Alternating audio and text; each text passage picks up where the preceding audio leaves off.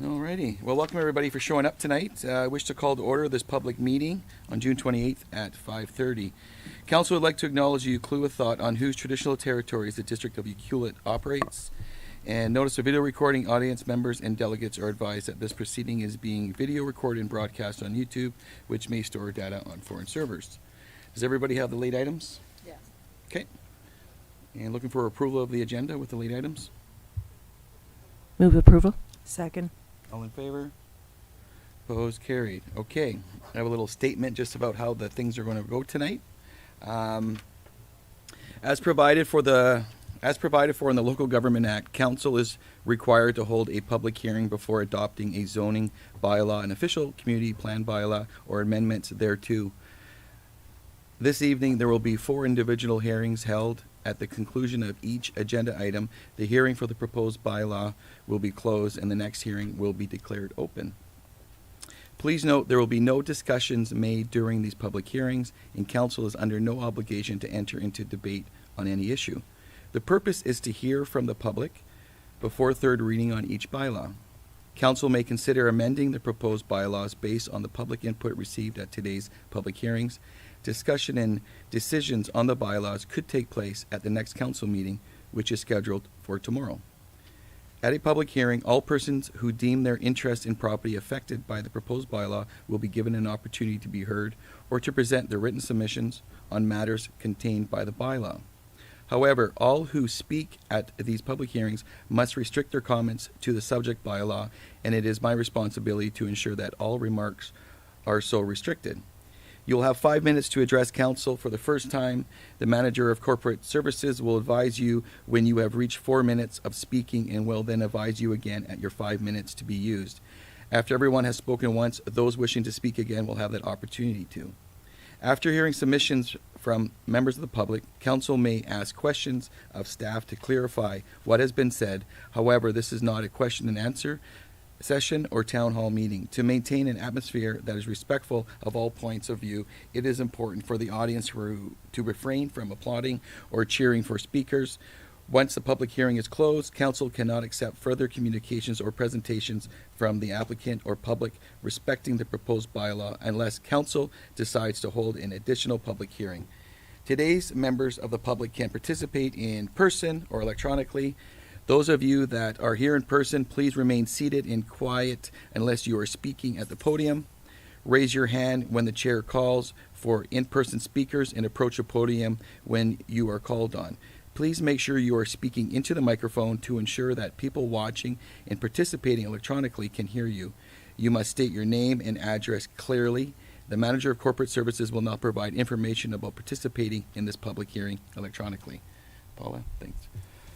The bylaws being proposed today, as well as all related materials, are available at the clerk's desk and on the District of Ucluelet's website for anyone who wishes to review them. To call in, dial 1-778-907-2071. When prompted by Zoom, enter webinar ID 896-7589-1122, then hit the number sign. No participation ID is required. Press star 9 to speak during the public input section of this public hearing. When it's your turn, staff will call on you by the last 4 digits of your phone number, and Zoom will indicate that you have been unmuted. You may need to unmute your mic by pressing star 6. To participate using Zoom online, enter https://us02web.zoom.us/j/89675891122 into your browser and follow the prompts. Please update your Zoom name to your first and last name. Click the raise your hand icon to speak during the public input section of this public hearing. When it's your turn, staff will unmute your mic and Zoom will indicate that you have been unmuted. You may need to unmute your mic as well. Public input will not be received through the Zoom chat or question and answer functions. To participate by email, send input to communityinput@ucluelet.ca. Emails received before the public hearing is closed will be read aloud by staff.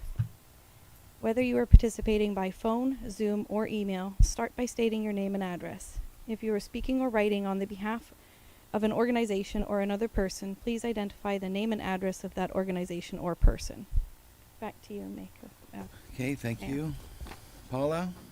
Okay, I now declare the public hearing for District of Hewlett official community plan bylaw number 1306-2022 open. I'd like to invite the Director of Community Planning to provide a brief summary on the proposed bylaw. Mr. Gregg. Thank you, and through the mayor.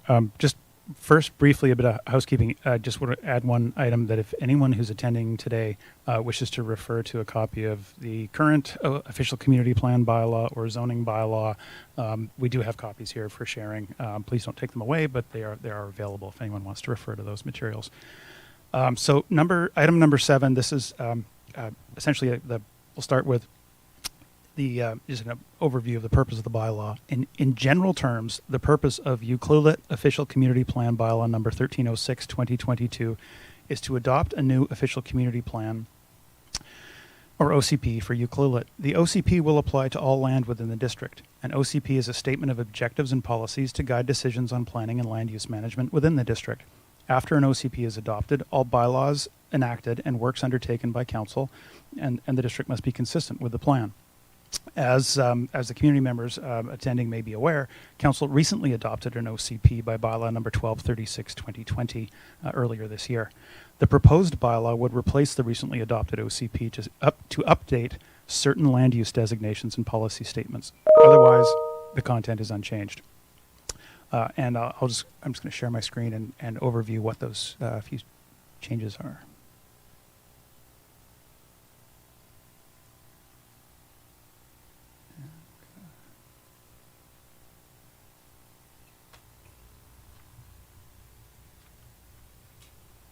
Okay, first of all, as you'll see on the screen, this is essentially hatching that is shown on Francis Island. Specifically to Francis Island, it's shown hatched for marine conservation, and it would be left green as parks and open space. And the next slide, it shows that this is the updated land use, Schedule A long-range land use plan, and that would show it with that hatching removed. The next would be on page 65 and also on pages 50, 51, the same statement appears. It is just clarifying the offshore rocks and islets shown as marine conservation on Schedule A are intended to be left in their natural state.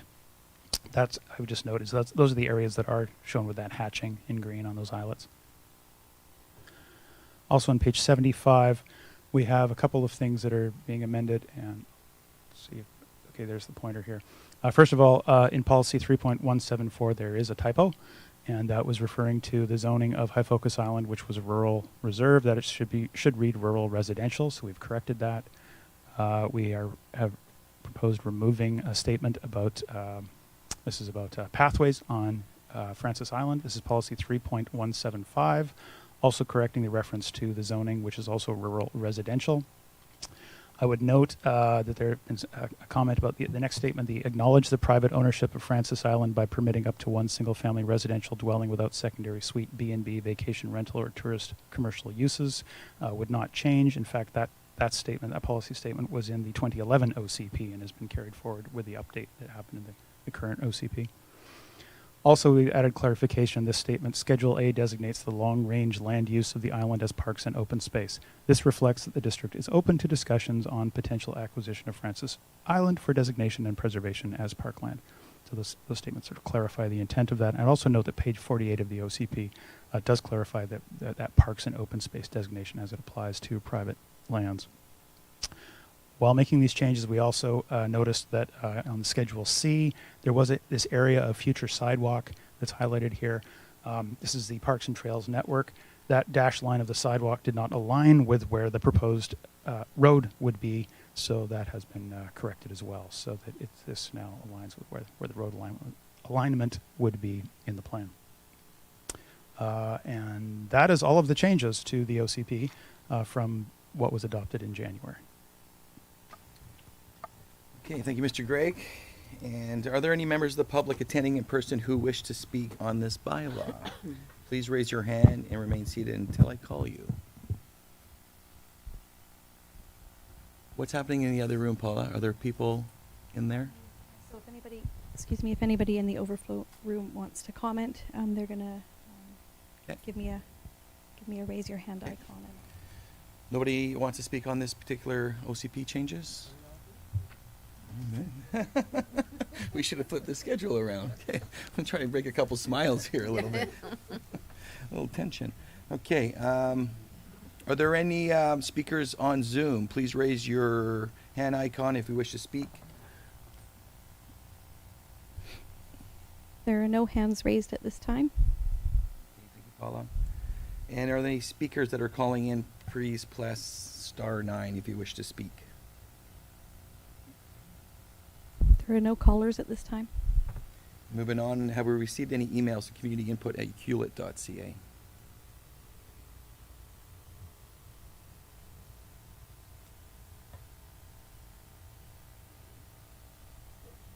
Not regarding this hearing. Okay. And now invite staff to read any correspondence received before the public hearing which was not published in the agenda. All correspondence regarding this hearing has been published in the late agenda. Okay. And does council have any questions for staff? And I'm just calling a second time for any speakers. Is there anybody in person who would like to speak on this bylaw? And are there any speakers via Zoom? Still no speakers by Zoom. And again, are there any speakers calling in? No callers at this time. Any additional emails? No emails. Okay. And calling for a third time, are there any members of the public in person who wish to speak to this bylaw? Everyone needs a little shot of coffee, I think. Any speakers on Zoom? No speakers on Zoom. And last time, any speakers calling in? There are no callers. Thank you. And lastly, any additional emails to communityinput@hewlett.ca?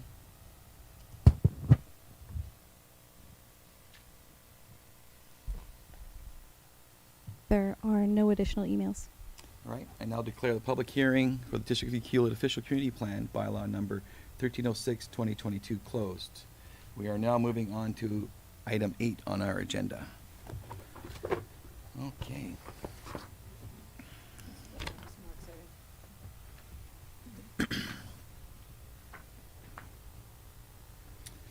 I now declare the public hearing, District of Hewlett Zoning Amendment Bylaw Number 1309-2022 open. This proposed bylaw is related to 604 Rainforest Drive. Mr. Gregg, can you please provide a brief summary on the proposed bylaw? Thank you, through the mayor.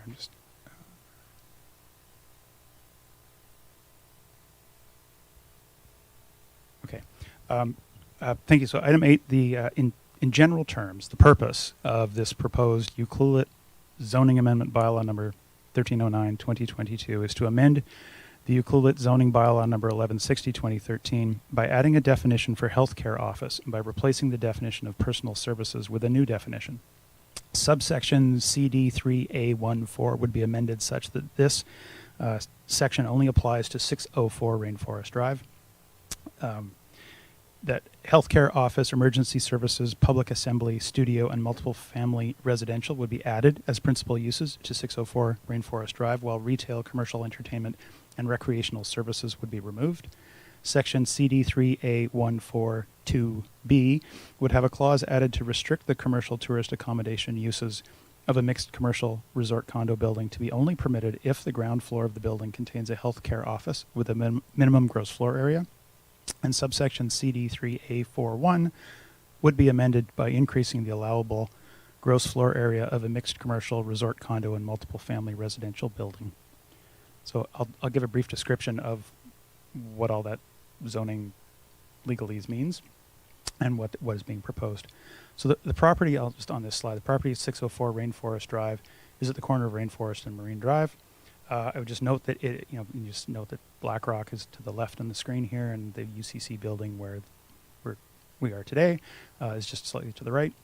And that Marine Drive, the other thing to note here is that it is a future designated to be a future transit route. We're told in 2023 when the bus is brought to the West Coast.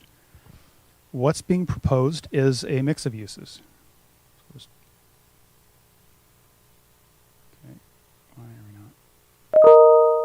There we are. Mix of uses. The upper area, which would be the sort of rectangular upper part of the building on the site plan here, would have 6 townhouses or resort condos, and the entrance would be off the upper. It is a sloped site, so it would be off that upper part on the screen. The lower level of the building, which does extend below those townhouses and extend underneath and in front, would be commercial and health center, is what the zoning is for. So the entrance would be off this side and has a separate 19 parking spaces associated with that lower level of the building. And I would just note in this view, you can see they are proposing to leave the trees along Marine Drive and along Rainforest Drive on the edge of the site. The current zoning of the property is this comprehensive development CD 3A subzone.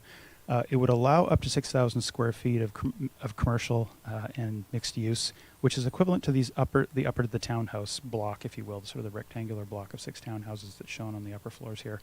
So really, it also, that existing zoning would allow commercial entertainment. So the applicant is proposing to remove that commercial entertainment use. No rainforest disco would be in the zoning here, but they're also proposing to increase the amount of floor area. So this lower level would essentially be above and beyond what's allowed, because they're proposing to basically seek the use of having a healthcare office in there. So they're asking for this added density from 6,000 square feet roughly to about 15,000 square feet, and they're trying to negotiate a lease to put a community health center on the ground floor. It is a sloped site, so I would just point out, and it's probably visible in this section here, that the townhouses would be sort of this upper piece, and the what's being proposed for the healthcare office or commercial use would be on the ground floor, somewhat tucked into the slope, and that's sort of visible on the section on the right. A couple of quick views. This would be the townhouse entrance as viewed from Rainforest, and Marine Drive would be in the distance in this view. And then this would be the entrance to the health clinic, commercial space below, and the townhouses are kind of visible above. So this view would be from near the corner of Marine Drive. This is an excerpt from the bylaw. I would just point out, I'm not going to read the whole thing, but I would just point out that the zoning is essentially having this kind of conditional use where the resort condo on the upper level, if that's what those townhouses are used, that's conditional on there being the healthcare office on the ground floor. And I'll just explain a little more. So this upper level of resort condo, again, tied to the healthcare office, it may take a while for the owner to confirm a lease with Island Health and or the doctors for this space, so the developer has requested to have a sort of plan B. If that doesn't come to pass, they need to have some economic use of this. Understanding that the added density and the use there really is tied to a community benefit of having the health office, the zoning is set up so that it would, if that is not used for a health office, then it would be multifamily. In other words, no short-term rentals within the townhouses. And so that, the way the zoning has been drafted, the bylaw 1309, it would restrict that townhouse use to multifamily residential if the healthcare office didn't come to be. And also that's, there's a covenant, it's on page 212 of the agenda, that echoes that as well. So then in that case, the other uses for the ground floor could be these, community use, daycare center, public assembly, personal services in that sort of scenario. I think that covers it, unless there's any questions from council. Thank you, Mr. Greg. Now invite the applicant or agent to address council if you wish. You guys are good? Nothing's pretty... Okay, yeah. It's just on my script here to make sure. Yeah. I've learned a few years now. Members of the public will now have an opportunity to comment on the bylaw number 1309-2022. I will call for speakers 3 times. Are there any members of the public attending in person who wish to speak to this bylaw? Please raise your hand and remain seated until I call you. Yes? Just go up to the podium, please, there, sir. Yeah, just the microphone over at the end there. The best way to get it. Thank you.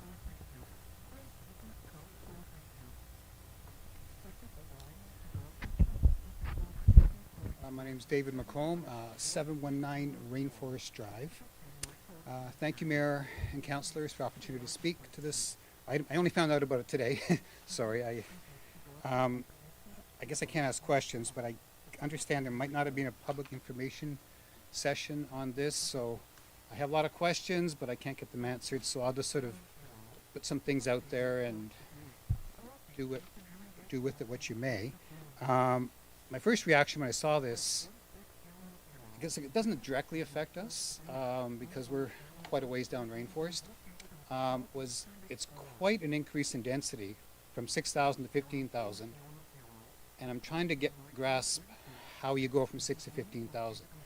So I understand there was somebody came up with a number of 7,500 square feet for potential health services, but it seems like that's like if everything came together, doctors, dentists, and everything, you might get to that. That's my reaction. It may be wrong, so please take that as it may. So it feels like a large increase, and I'm not seeing the actual a big benefit, because when I look at the options, there may end up being one doctor's office of 1,000 square feet, or no medical facilities in there. And if there's no medical facilities in there, which I really want, as somebody who lives here, we need a healthcare center, offices, a dentist, mental health. We need those things. But if people don't sign leases in this building, the developer still gets, I understand, his 15,000 square foot development with these other uses, which sounds like they're not as financially lucrative to them, so I can understand maybe why that's, is there justification to go to a greater number than 6,000? It just feels that 15,000 is quite an increase when originally it was deemed that, you know, this lot can handle 6,000. I'm not sure what the right number is, but it seems a little bit high. So I don't know if they don't get the medical services in there, if there's something else that could be a community benefit. Could it be some of those units up there could be employee housing? You know, designate 2 of those as employee housing and the other ones as market. I'm not sure what the answer is, but it just feels like we should get more of a community benefit for such a large increase from 6,000 to 15,000. Assuming we do increase density to something, maybe it goes back to 10,000 or something or whatever. But a couple quick things. Parking. I'm concerned about parking because there's 19 parking spots there. And if you look at a doctor's office, there's got to be at least 2 to 3 people working every 1,000 square feet. And when you put the numbers all together, that's all the parking spots. So are staff expected to go somewhere else because there's going to be some people in there going to visit these doctors. So there's going to be 4 to 5 people, I figure, per 1,000 square feet. So the parking seems light. And what I'm concerned about is that the overflow going where? Does it go on rainforest? It's not really designed in that area for street parking. And you don't really want to put in a marine drive. I'm not sure if it's even allowed to put, I guess there's a bit of parking there. Maybe you go to the community center and park there. I just feel that parking needs to be addressed somewhat. I did do a quick Google search to try to find out what, if other people figured out what's the right parking ratio. The only study I could find was from 2007 for medical services. And it was from TRB, Transportation Research Board in the US. And they recommended 4.5 spaces per 1,000 square feet. Again, take it, do with it what you may, but it just feels the parking's light, and I'd feel better about it if there was a place for the overflow to go, because we know that when you do, even other people who are visiting with the 6 units, there's only 1 guest space, so you know what's going to happen. They're going to come and use the other parking, the 19 spots, and there it takes away. Anyway, parking, setbacks. On that chart that showed the site layout, the top of it, the setback was 1.5 meters to the road. So basically, and about 1.5 meters to the left side. So basically, the site's going to be basically cleared, except for maybe a buffer along marine and rainforest.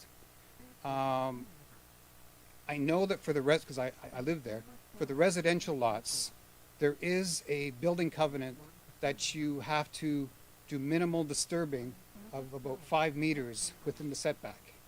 I don't know, is there something like that for that lot? I didn't do a title search or anything like that, but I don't know if there's anything there that, because when you look at the drawing, it shows all the pretty trees, but those trees are on the next lots, not on this lot, because they only have this much to put their plants in. So that's basically it. This feels like a lot of density.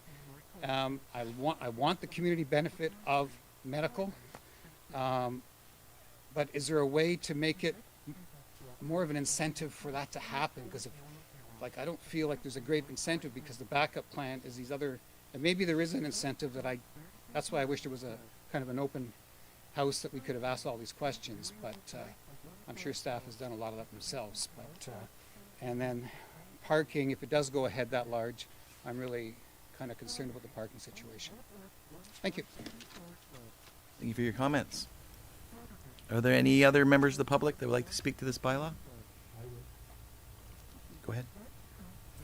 Yeah, just podium, yeah, please, your name and address, and thank you.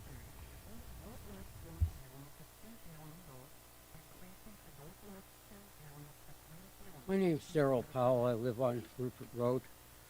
Been here 8 years. My reason for commenting is that for a long time now, I've been thinking of the medical center that's required for here. We've got Tofino Hospital, and we got over 1 million people coming here from June till July, and it's going to get worse. And this town is getting bigger and bigger and bigger. And I thought we were heading towards a dedicated medical center, not slipped in underneath something else, but we really do need a dedicated medical center that is quite potentially native designed, built, incorporates an area for native health as well as conventional health, and as the person was saying, mental health and other things. Now, I've lived in a lot of communities since the early 70s on all the islands, including Lloyd Bay. And I look at this place, and yeah, Tofino Hospital is way too overloaded, and there hasn't been enough dedicated thought towards a medical center, which I firmly believe that Ucluelet needs, and with emergency services like ambulance and that kind of thing incorporated as well. But I think we're just passing one problem to the next when we have a little tiny clinic, and which is now being paid for directly by the province, and we try and slip it in under some other development. And that's just the kind of thing that I've seen in many islands, and and developers trying to do things like this, when really we need a dedicated facility. There's that many people here. The community is that big. So that's all I wanted to say, was to put a focus on the idea of the medical center, which is, I thought, the trajectory of where we were all going at one point. Okay? Thank you for your comments. Appreciate it. Evan, did I see you put your hand up?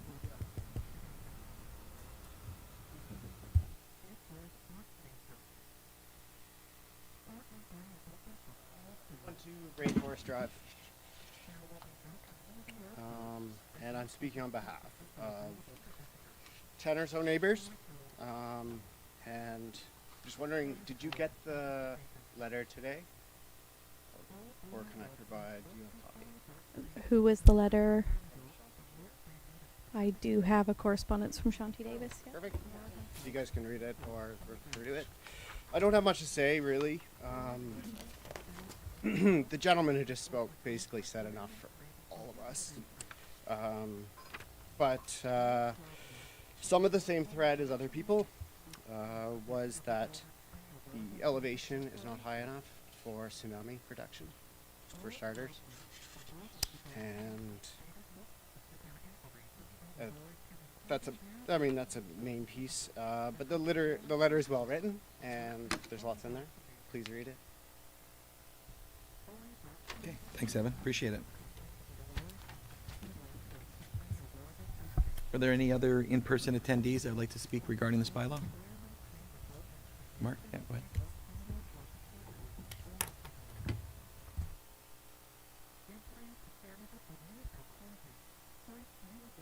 My name is Mark. I'm at the Ukulele Small Craft Harbor. I just wanted to add on to the letter and the signatories thereof and just sort of reiterate, but I feel like this is the type of forum where it's okay for people to voice the same opinion over and over. I feel like the health center, medical center is a red herring here. I mean, that just seems like a way and a justification to get something else entirely built, and the something else is what's going on top of the medical center. I think that there are a number of logistical and technical reasons why that site is not well suited for a medical center. The gentleman who spoke earlier that highlighted the importance of that resource to our community, I think is spot on. And if this is truly something that we value, that we need, that we see a use for in our community, we shouldn't just kind of tuck it into a development that is really, at the end of the day, a commercial development. We should figure out an appropriate place to put it where it's going to be able to serve the community in the long run. I don't think that the proposal for Rainforest Drive is sound, and I think the letter that was submitted highlighted a number of very salient points that it would behoove the mayor and council to consider. Thank you. Okay, thank you, Mark. Any other in-person comments regarding this bylaw? We do have some people who are in the overflow room who'd like to come speak. Yeah, perfect. Bring them on in.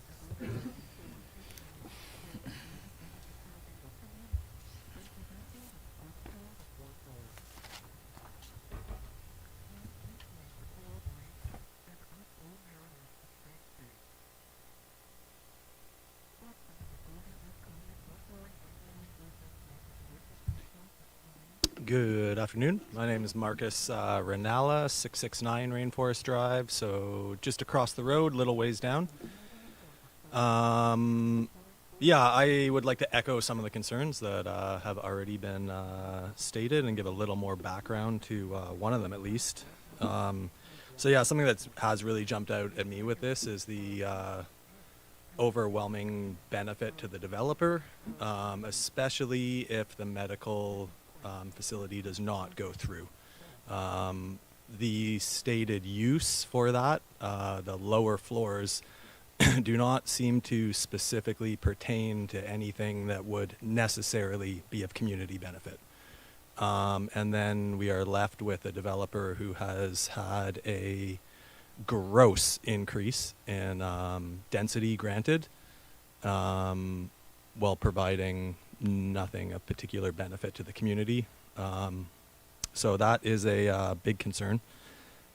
Parking, I think, is something that, given the density of that, will become a logistical nightmare. So something that, the kind of medical side was touched on already. However, the flip side of that with the nightly rental or multifamily, there are 6 parking spots for 6 units. These are not going to be one-person units. I think that we all probably have experience with that in this town. And there aren't too many families that I know that have one vehicle. And with nightly rental as well. I believe that they would allow 6 people per unit, but it would be at least 4. And that would mean that there would be a very small majority of the time, a very small minority of the time that guests would likely be filling those units with a single vehicle. Which leads me to my next point, which is that there has been no on-street parking developed on Rainforest. And to the best of my knowledge, it is actually illegal. I know that in the past, bylaw has actively patrolled Rainforest and to dissuade people or ticket them for parking on the road. Something that we have seen recently as well is actually quite a large increase in parking along that section of the road. likely from overflow from the recent townhouses, but it's quite a common sight to see people park there already. So I'm just not sure how that would play out. Or, I mean, I think I know how it would play out, but I don't see any practical solutions to that issue. Seems pretty inevitable.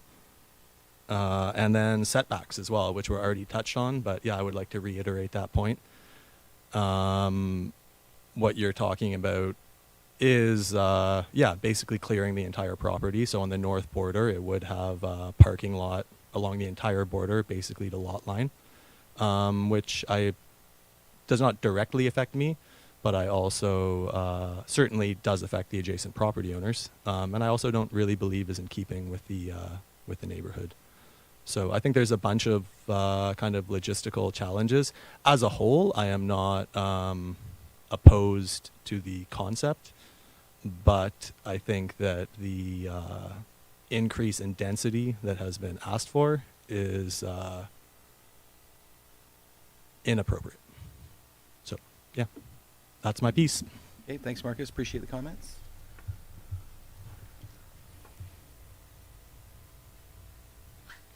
Hi, my name is Ralph Sale. I'm at 2011 Cinnamoka.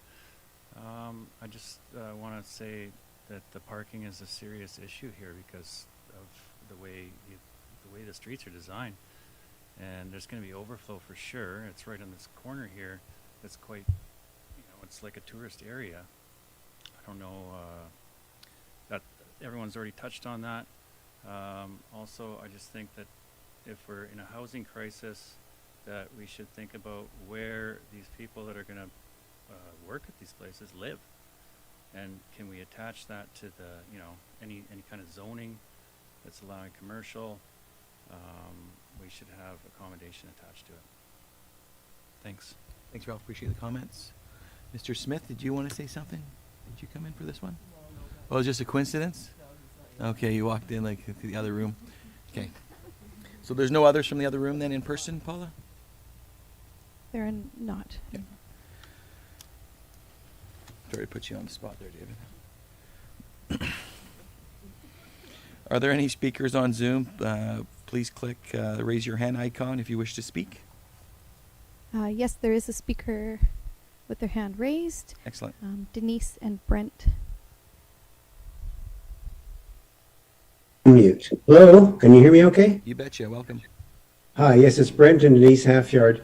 We're soon to be new residents. We own the property at 1722 Rainforest Lane, so this directly affects us more than anyone's that's been here so far. And of course, our concern is like everyone else, from 6,000 to 15,000, the parking, which I'll mirror the medical center, we know is vital that the community needs it, which we are all for.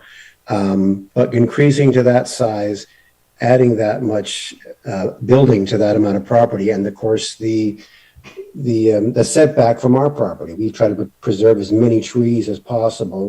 We're moving to Ucluelet to get peace and quiet and trees in the ocean. And what is the legal setback? I think I've heard it's 3 or 5 meters that they have to the property line. So I'd like to know that they would preserve that.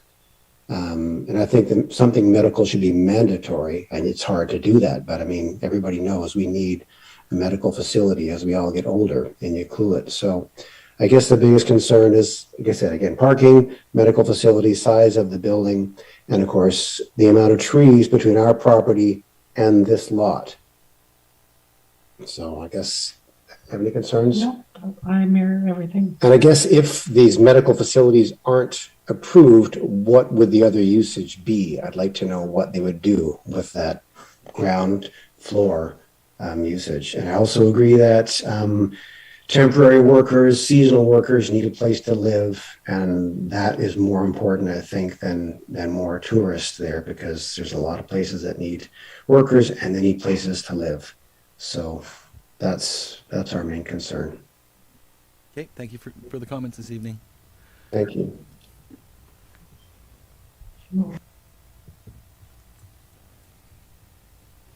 There are no more hands raised on Zoom. And there are no callers at this time.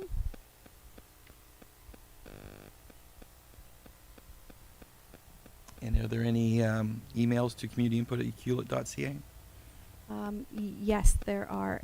Actually, the email that was referred to by a couple of the in-person speakers, written by Shanti Davis, was sent into the district after the printing or publishing of the late agenda. And there are a couple of more that have come in since the meeting started, if I may. Yeah, you want to read them, please? Thank you.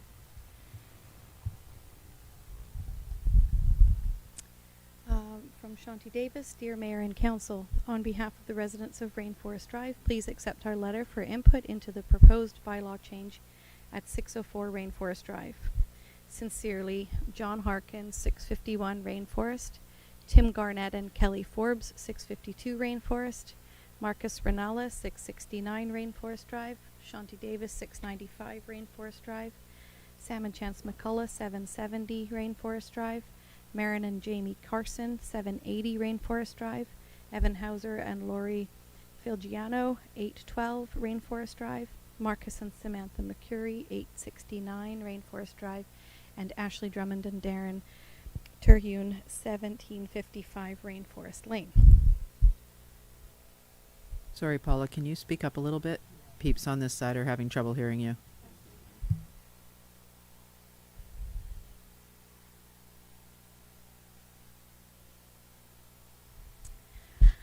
Dear Mayor and Council, is that better?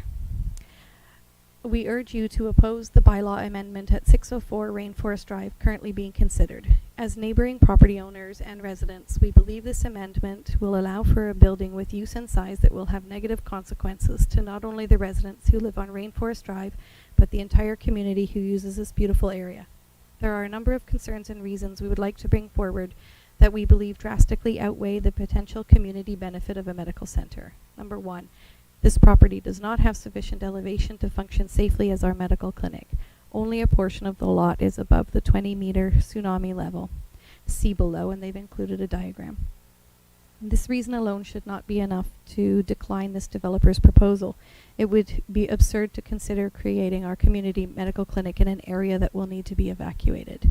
Number two, we absolutely agree that finding a suitable space for the medical clinic is a critical community issue. We do not believe that this developer is proposing healthcare office as a primary use in good faith. It seems like a ploy to get the mayor and council on board to address this critical issue, but the driving intention is to get the gross floor area increased by 2.6 times in order to net more revenue. This bylaw change only benefits the developer. Looking at the drafted zoning amendment, Plan A, it seems obvious that what the developer wants is to build twice as many resort condos without really being held accountable to a medical facility. There are two options for what qualifies as a health care office in Plan A. The second isn't even a medical clinic. It's a 200 square meter office providing general practitioner services, so could be a chiropractor or acupuncturist with the rest of the main floor, retail/commercial, and resort condos above. And this does not benefit the community in any meaningful way, and the negative implications on the neighborhood far outweigh the positive.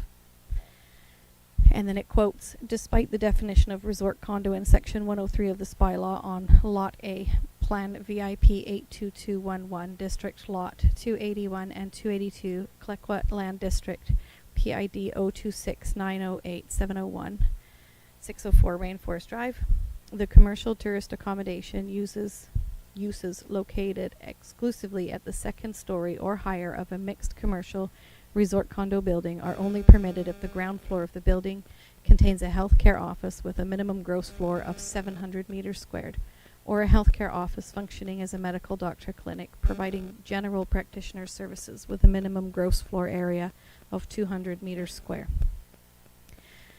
Plan B doesn't even require a healthcare office, so the developer is just getting the floor area massively increased under the guise of addressing a critical community issue. At least Plan B restricts the residential use to multifamily, something we do actually need if they are affordable, which is unlikely. Number 3, this area already went through a comprehensive development plan in 2005 to create a residential area that allows some mixed use. Let's trust our past selves and hold up the original plan that we have all executed with grace. The development of a 3-story building 2.6 times the the original allowable size represents a tragic loss to feel, look, and use of this area. We already have traffic funneling down Rainforest Drive en route to our largest resort, Blackrock, as well as many vehicles using it as a bypass to town. Every single visitor goes for a scenic drive down Rainforest. With the inevitable development of the original building on this lot, we are already going to see an increase in traffic and noise that is going to have negative implications to the residents. Almost tripling the size and putting in retail and or medical services is going to create constant, unrelenting traffic down Rainforest Drive, guaranteed. It is also going to create noise and completely change the residential feel of the area. At the very least, we need speed bumps to ensure the safety of all who use this area. Furthermore, it is unlikely there will be enough parking on site for this increased size, and we will therefore see an increase in street parking on Rainforest and Marine Drive, which is already an issue in the busy months, further contributing to a negative change to the look and feel of this area. There are kids, adults, and dogs walking and biking on this street constantly. It is a safe and beautiful space for community members to get exercise and enjoy our town. It is the perfect connection between the Upper Town, Bay Peninsula, and Nora Peninsula commercial areas, and the Wild Pacific Trail and or Big Beach. Please let's not allow increased development to the detriment of the community. We genuinely hope you carefully reconsider this proposed bylaw change, Mayor and Council. Please work to keep our town functional, beautiful, and quiet for all to benefit. Sincerely, from the residents of Rainforest Drive, who I've already named.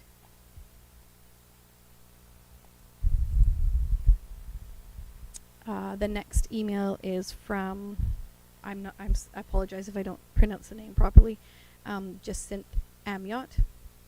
Hi all, my name is Jacinth Amiot and I live at 732 Rainforest Drive. I very much appreciate the opportunity to provide input in this process. Rezoning Amendment Bylaw Number 1309-2022. In sum, more information on the nature of the development and its possible impacts would be helpful. I also hope that decisions made on any proposed subject tonight are taken in the interest of directly facilitating long-term sustainable and safe housing for local residents. Thank you, Jacinth.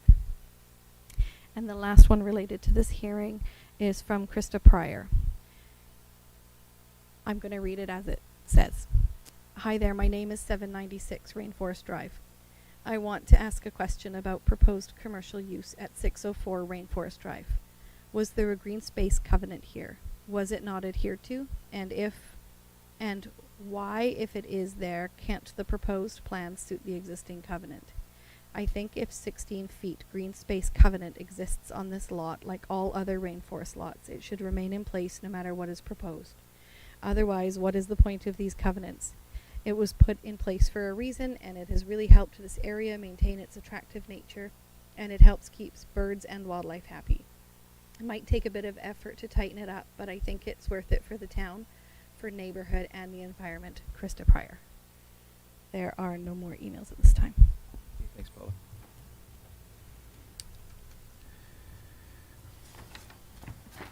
And the second call for speakers. Are there any members of public attending in person who wish to speak on this bylaw?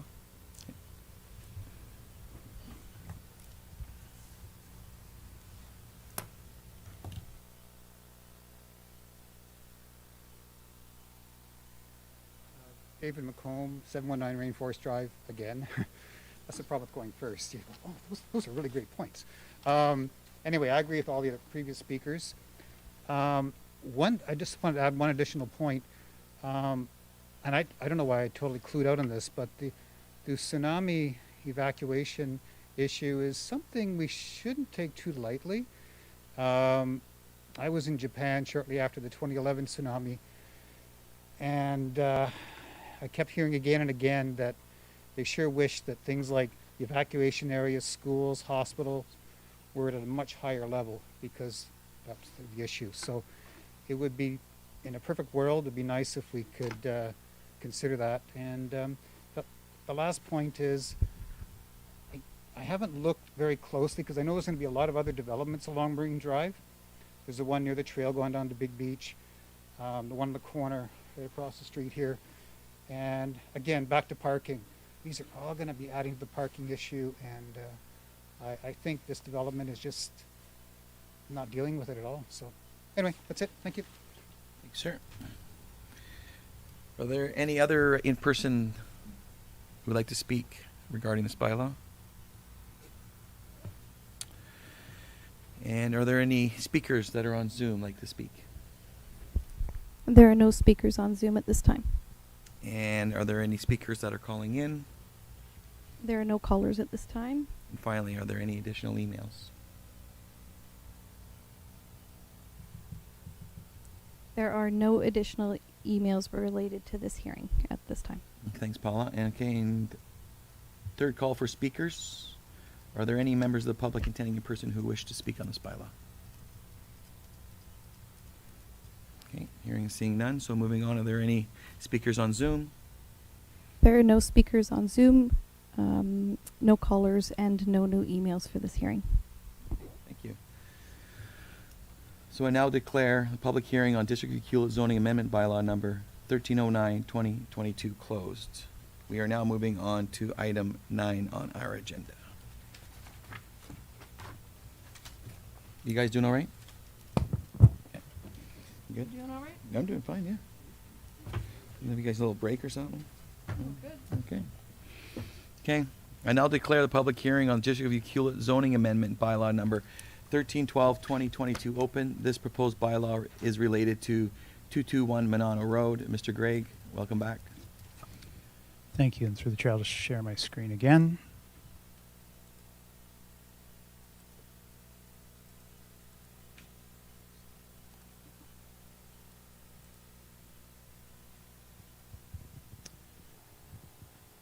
Okay, so this is item 9. In general terms, the purpose of Ucluelet zoning amendment bylaw number 1312-2022 is to amend Ucluelet zoning bylaw number 1160-2013 for the proposed development of the property at 221 Minato Road by adding definitions for residential rental tenure and rental multiple family.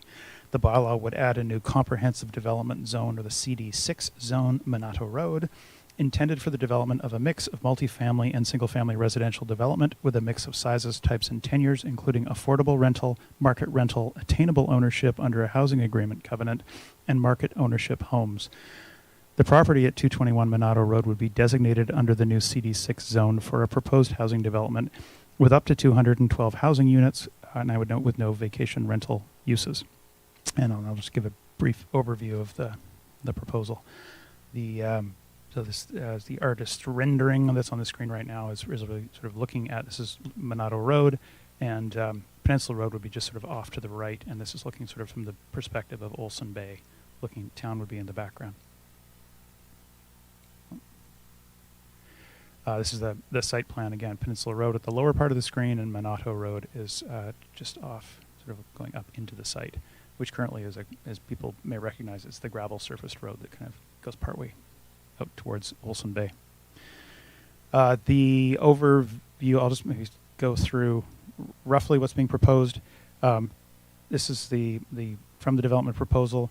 Rental housing, there are a total of 98 rental housing units being proposed. Of those, 10 would be at a reduced rent under housing agreement to make them affordable rentals. We have a total of 27 attainable houses or duplexes for sale to residents of Ucluelet under a housing agreement. Also, there are a total of 40 townhouses, 20 upper and 20 lower. The upper ones would be roughly 1,200 square feet, the lowers being around 600 square feet. Also under housing agreement, those will be attainable to Ucluelet residents. And then there are 47 market homes, so no restriction on the price of those. Those would be around 1,800 square feet. Again, I would note those, they have sort of over here, we've X'd out originally the proposal, what was asking for the inclusion of the potential for nightly or short-term rentals, and they have, the proponent has removed that, so it is all long-term housing. And so noting the proportion of the units, again, total would be 212 units. Of that, 78% would be affordable or attainable under housing agreement. So again, just overview. This part of the proposal, they are proposing to dedicate to the municipality an area of public parkland that would be 30 meters following the entire shoreline of the site. And that would have a public trail that would connect down sort of off view to the out of the right-hand side would be near where the ancient cedars section of the Wabasuk Trail is. Also, a section in the center, there's a watercourse that comes through the center of the site, and so that would also be park, so that the stream and shoreline areas would be protected as parkland, with trails connecting through into the parks network. Again, so this is the overview. Sorry. This is the site plan. So those uses that had been mentioned, the market homes are shown in orange around the sort of the waterfront. And then we've got the attainable townhouses are in the sort of light blue in these locations. The kind of greenish is where you have single family and duplex units that would also be attainable. The red rectangles are a number of apartment buildings. So these would all be rental units, a total of 98 of those in 7 buildings, I believe. They are proposing to phase the development. So there'd be initially sort of constructing more towards the Peninsula Road side and then working out towards Monado Bay, or sort of the end of Monado Road and Olson Bay as a second phase. Partly there's also engineering work that is to be done. This is a rezoning application, and so there are some details and further steps that would follow. But some of that, this is showing the tsunami flood hazard that has been mapped. So there's some engineering work to be done to confirm that it can be constructed to be safe from tsunami. I'll just overview briefly sort of what is in the zoning bylaw. So this is, as I said, a comprehensive development zone that would be created by bylaw 1312. It defines development areas which really match the uses that I described a moment ago. So the development area A, rental multiple family, corresponds to this sort of area of the site here, and so forth. The again, so areas A and E would be that rental zoning definition. Oh, sorry, it skipped around there. I'll try not to touch it. A and E would be rental. B, C, and F would be the attainable townhouse, single-family duplex uses, and areas D and G correspond to the market single-family. And note that secondary suite is a permitted secondary use that is, or accessory use that is being proposed within those single-family, much like our single-family zones elsewhere in town. But again, no short-term rentals or bed and breakfasts are being proposed, and the total of that dwelling unit count is again 212. The zoning also, like other zones, would specify the areas or size, the total density.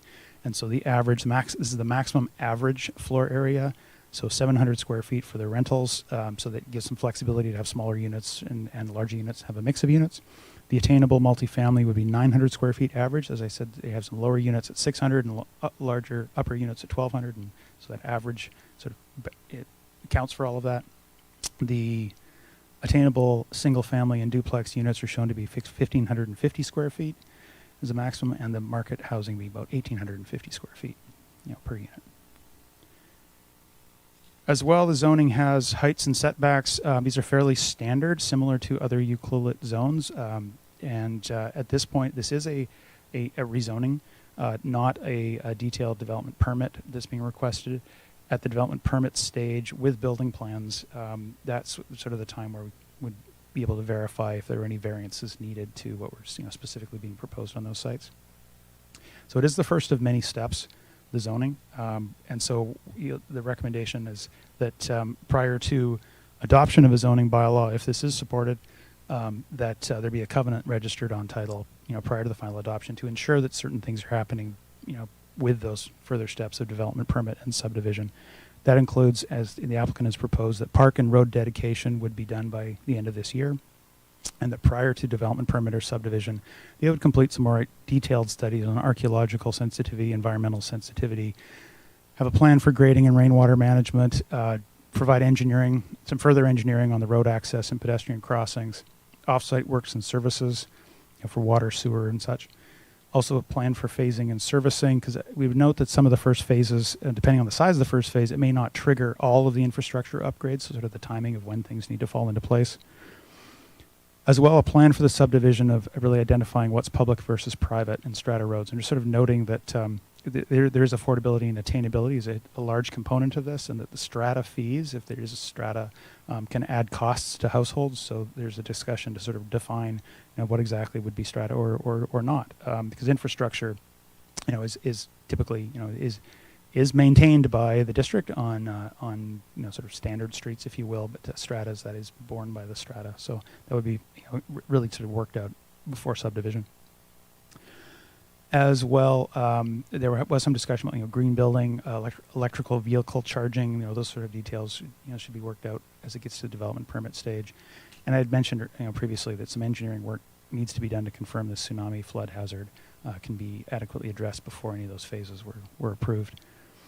As well, plans for trail construction, the timing of that, and the legal details of the documents for the housing agreements for the rental, affordable, and attainable components on those sort of that would be applied to those parcels where they're specifically zoned and would be developed.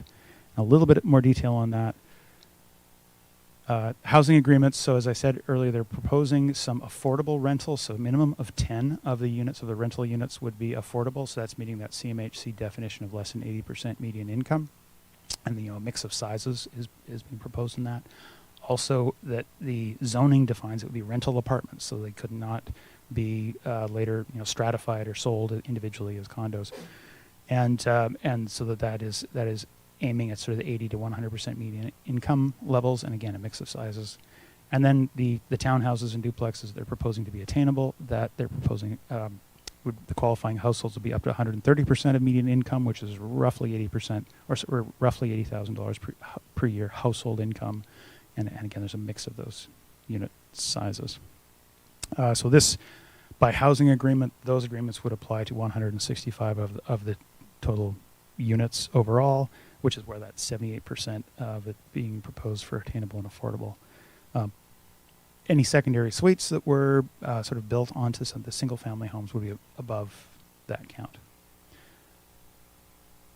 Are there any questions from council? Questions, Mr. Ray?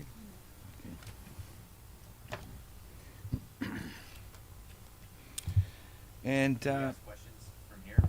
no, I'll get to you though, Mark, if you don't mind. Does the applicant want to address council, if you wish so?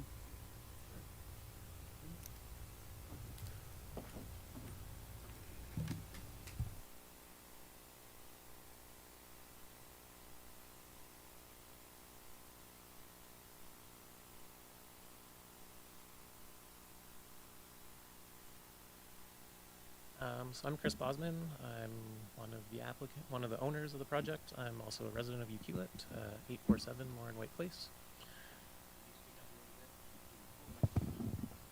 Is that better? Yep, perfect. Okay. First of all, thank you, everyone for coming, and Mayor and Council for doing this. It's great to get the community input and make sure we're going down the right path with these projects. Monado is primarily a community benefit project. We see, I'm a business owner in town. I own a construction company, and I'm also involved in a tourism company. I think we all know the challenges of, staffing, and you have great staff in town. You have people who want to make long-term residents. They can't find a place to live. 6 months later, a year later, they're leaving. So this really does stem from us trying to do something about that. As Bruce went through, he gave pretty much the demographic of what unit counts are. There's a pile of rental in there, attainable home ownership. We're into some fairly detailed conversations with provincial and federal levels of government to help fund that, to further help the affordability and attainability portions of those. The Minister of Housing from British Columbia has submitted a letter of support, which I believe is into the district email for this meeting, which just to kind of give a sense of where we are with those conversations, and that we're not, we are really doing what we can to leverage other forms of government funding to help bring some much needed affordable housing to the area. So thank you all for coming out, and feel free afterwards to come and ask any questions if you have any. Thanks for making a couple comments. Appreciate it. Members of the public will now have the opportunity to comment on the bylaw number 1312, 2022. I'll call for speakers 3 times. Welcoming you first, Mark, if you'd like to speak. Thanks. My name is Mark. I'm gonna refrain from making any comments. I just had one question though, just so I can understand, and if you go back to the last slide that had to do with the percentage of median income, is that like, can you just go flip to back to that last slide on your screen, or is that? I'm just trying to understand how the rental rates or purchase prices are going to be determined. Because without having a clear understanding, it seemed to me that like the rental price for an affordable house was going to be pinned at like 80% of median income. Is that correct? Bruce, would you explain just regarding how this all works with medium incomes and CHMC mortgages, etc.? Thank you. I'll just sit down because I'm sure the explanation is going to answer my question. It certainly will.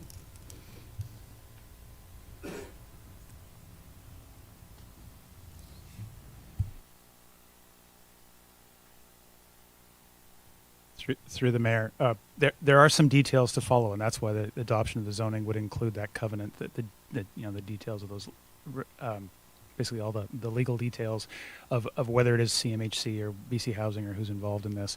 But what has been proposed and is, sort of being committed there is that there be some affordability levels. So the housing agreement, in really broad terms, would have some qualifications, being residency, being a UCLUET resident for a certain amount of time, but also confirming income levels. So typically the affordable is the term that's used by Canada Mortgage and Housing Corporation, which is referring to what is affordable to a household that's making 80% or less of the median income in the community if they are spending no more than a third of their income on their housing costs. And that sort of starts to factor out to what does the rent, what does that mean? So an 80% median income is about $62,000 to $65,000 per year in UCLUET.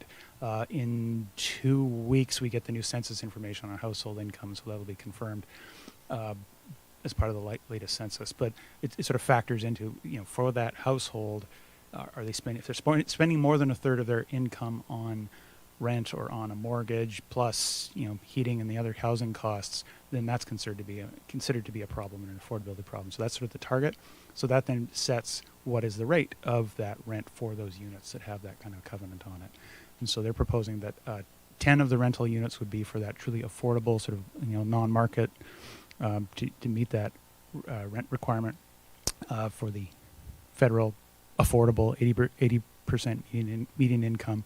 The other rental apartments would be rental, and their target is the 80 to 100%, sort of the next tier, 80 to 100% median incomes.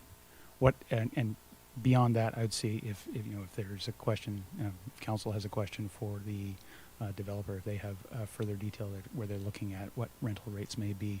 It is early to be penning or penciling in the details of that, but that's sort of the intent. No, I appreciate your I hope that answering that question.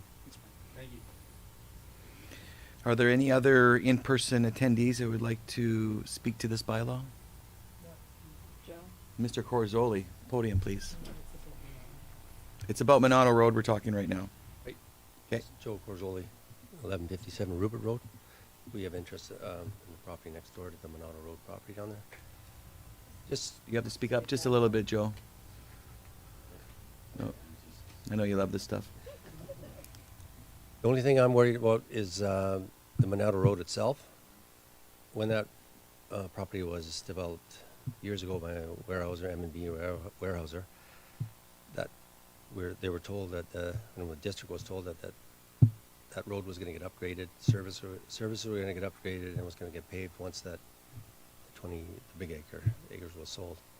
So we know that it's not, the road itself right now is not big enough, and it's not ready to be built on. And I didn't see anything in the stuff I saw on the planning that road was going to get finished and upgraded. That's just want to make sure that should happen, because there's other things that could happen in that area, right? Okay. I appreciate that, Joe. Thanks. Are there any other in-person who wish to speak to this bylaw? Yeah. Welcome, Dan.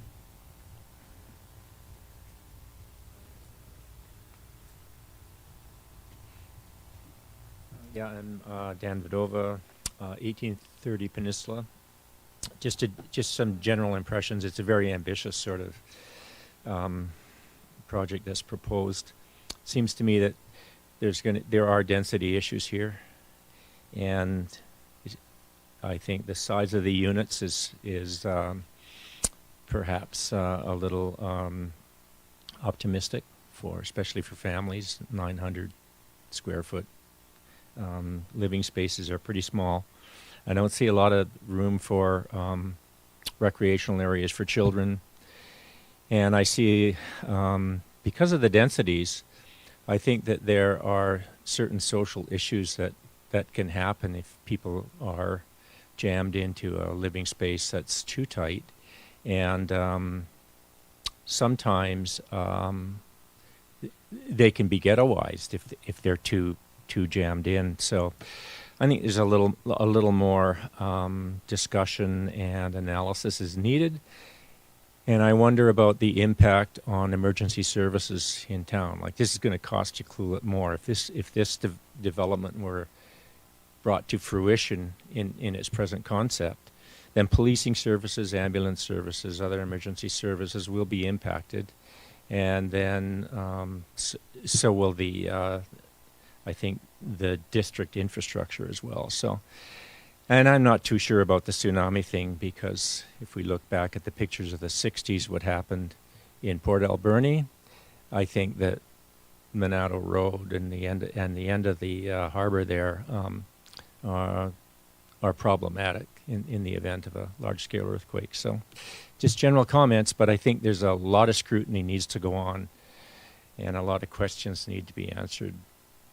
This on the surface seems like it's a solution to a lot of problems people are talking about, but I'm not so sure that it's going to address those things. Thanks for the comments, Dan. Are there any other in-person speakers regarding this bylaw? Okay. Off to you, Paula. Are there any speakers on Zoom? Please raise your hand icon if you wish to speak. There is a speaker with their hand raised on Zoom. Devert. Hi, yes, my name is Danielle Devert at 329 Passive Melfort. I would like to say, first of all, that I think this is a great project and it's definitely headed in the right direction. So I do support, in general, what this is going for. I guess I just have some of the concerns with, as person before was talking about sizes. They are seeming like a little bit more focused on some of the one-bedroom, smaller apartments. Tend to, families, people generally want at least 2-bedroom or more. So it'd be kind of nicer to see a little bit larger spaces for the community, and including with that with storage and or parking. I think parking will be a big one. Typically we see in things like this only one parking stall per 1 bedroom, and I feel like something like this is people need at least 2 car spots if it's a 3-bedroom, option for a third, and a lot of visitor parking. There's a lot of people that are going to be crammed in one area. So I think moving forward with this, just putting emphasis that we are putting, thought into the parking and the storage for the community. And then the last part is the infrastructure, just making sure that there is enough infrastructure going in, and that how, can Clulet handle this? I've heard about some people having a lot of water concerns and, dirty water, and just making sure that, the infrastructure in Clulet can handle this many places. And if not, can this development, put more money towards the infrastructure for Clulet? But I think that's it. Well, I appreciate your comments. Thanks for taking the time. Are there any other speakers on Zoom that have their hand up? There are no hands raised on Zoom. Okay. And no callers. How about any additional emails after your cutoff?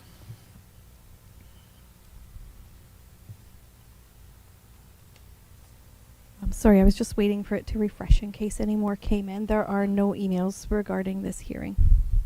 Okay, and does council have any questions for staff? Okay. Second call for speakers. Are there any members of the public attending? Did I do second? I felt like I did, but okay, thanks. Are there any members of the public attending in person who wish to speak on this bylaw? No. Okay. And are there any speakers on Zoom? There are not. No, any callers calling in? There are no callers at this time. Additional emails? And no more emails. Paula. And third call for speakers. Are there any members of the public attending in person who wish to speak on this bylaw? Yeah, please do.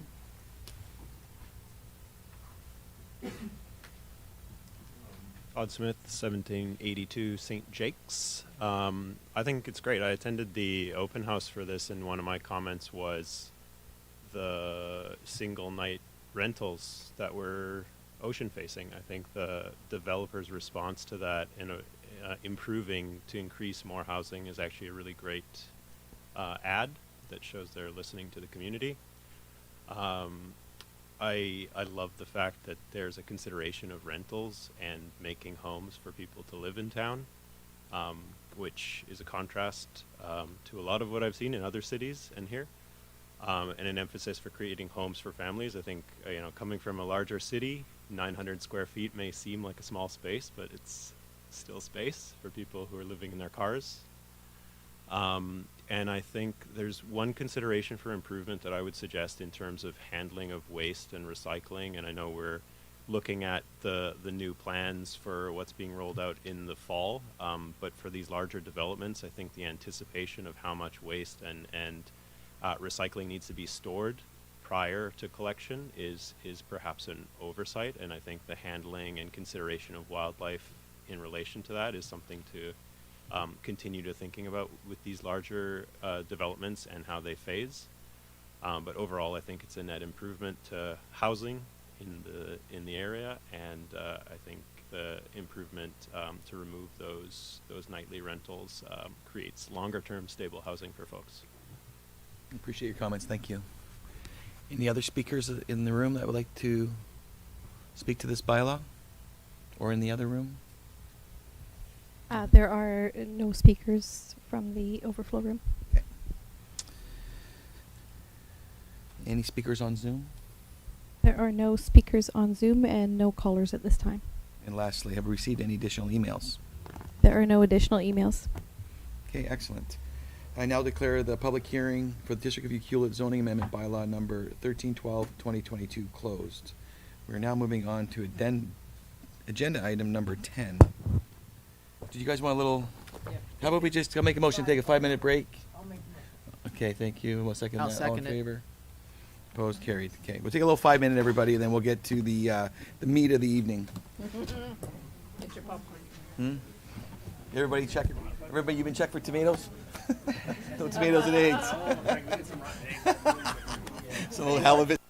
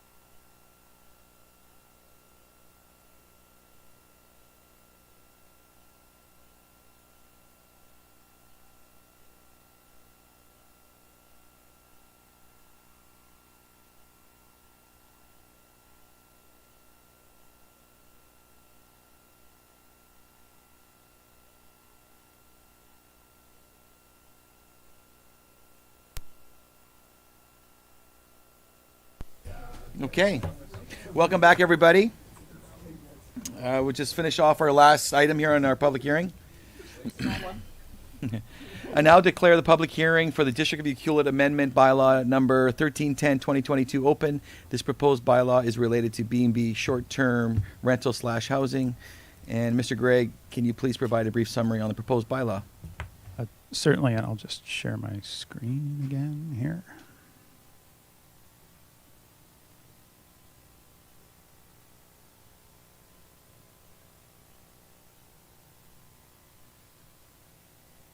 So briefly, I'll just start with the legal bits, and then I'll give a bit of brief sort of background of what led us to this point.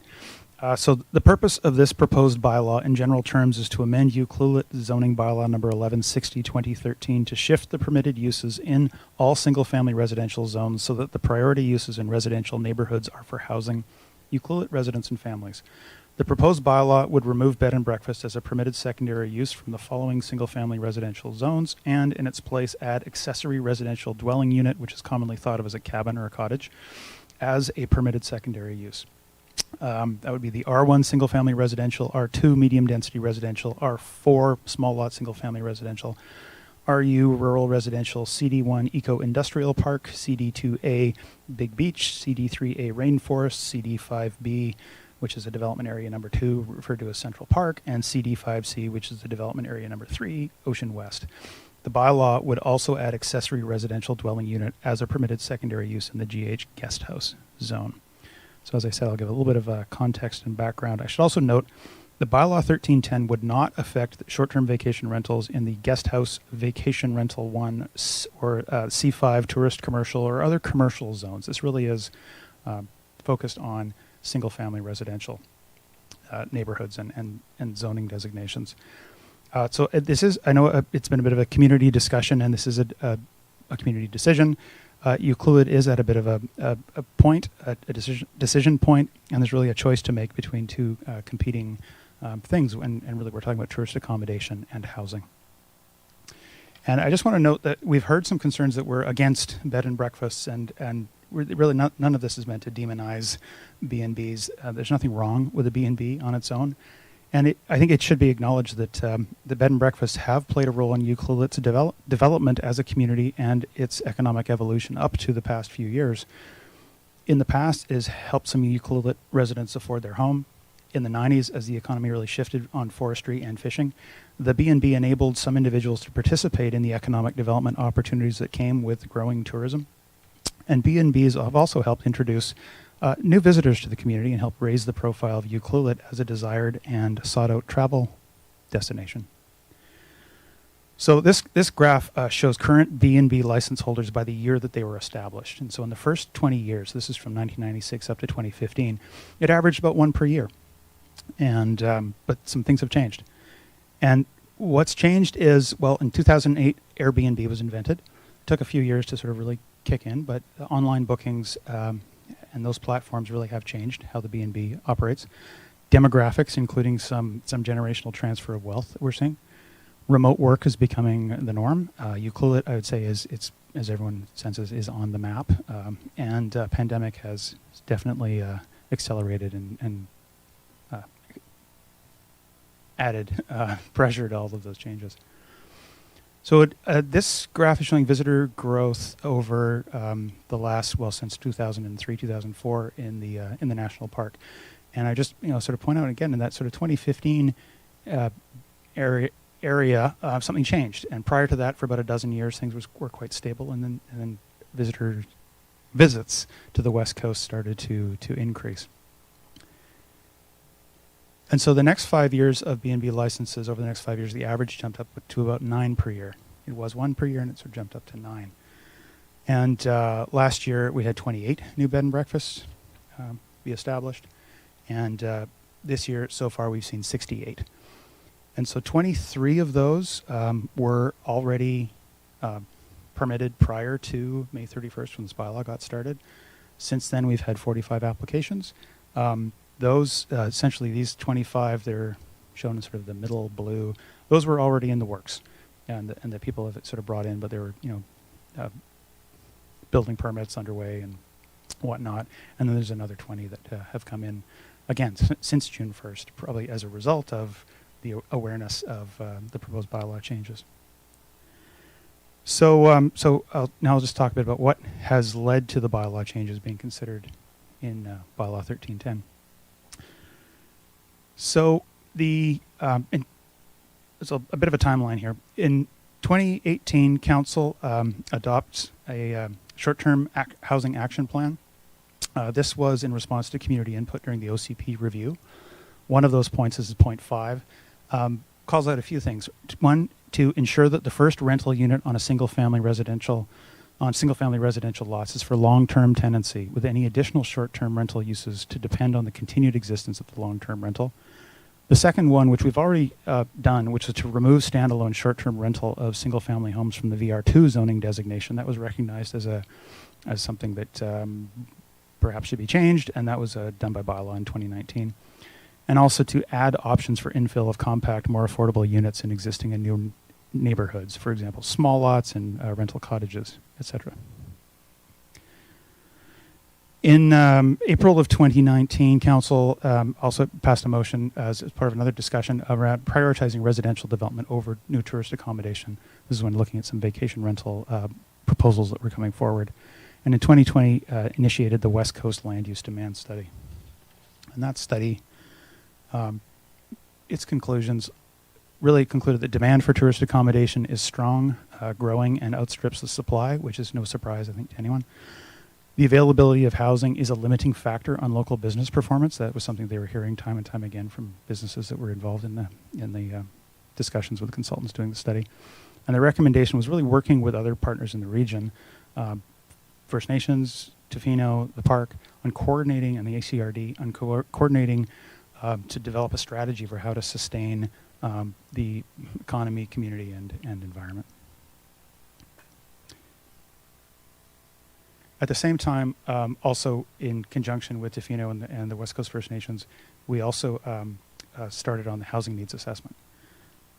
And so as that was undergoing last September, Council adopted a number of goals for making bylaw changes as we're looking forward to trying to address some of the housing issues, as we're seeing some of the initial results of the housing needs assessment. Those included prioritize long-term residential housing. Second, to slow and contain the proliferation of short-term vacation rentals within residential neighborhoods. Third, to create opportunities for more diverse and new forms of housing with a priority on more affordable forms of housing. And lastly, to create opportunities for the development of new rental housing. So also last fall, so in November, you'll recall there was quite a community discussion in a committee of the whole meeting held in November, which was part of an analysis and discussion of growth options. This was part of the OCP. And so we did an analysis of looking at sort of different patterns or scenarios of growth. And the next couple of slides are just from that and touch on the importance of this bylaw 1310 and again, some of the context of where it's coming from. So,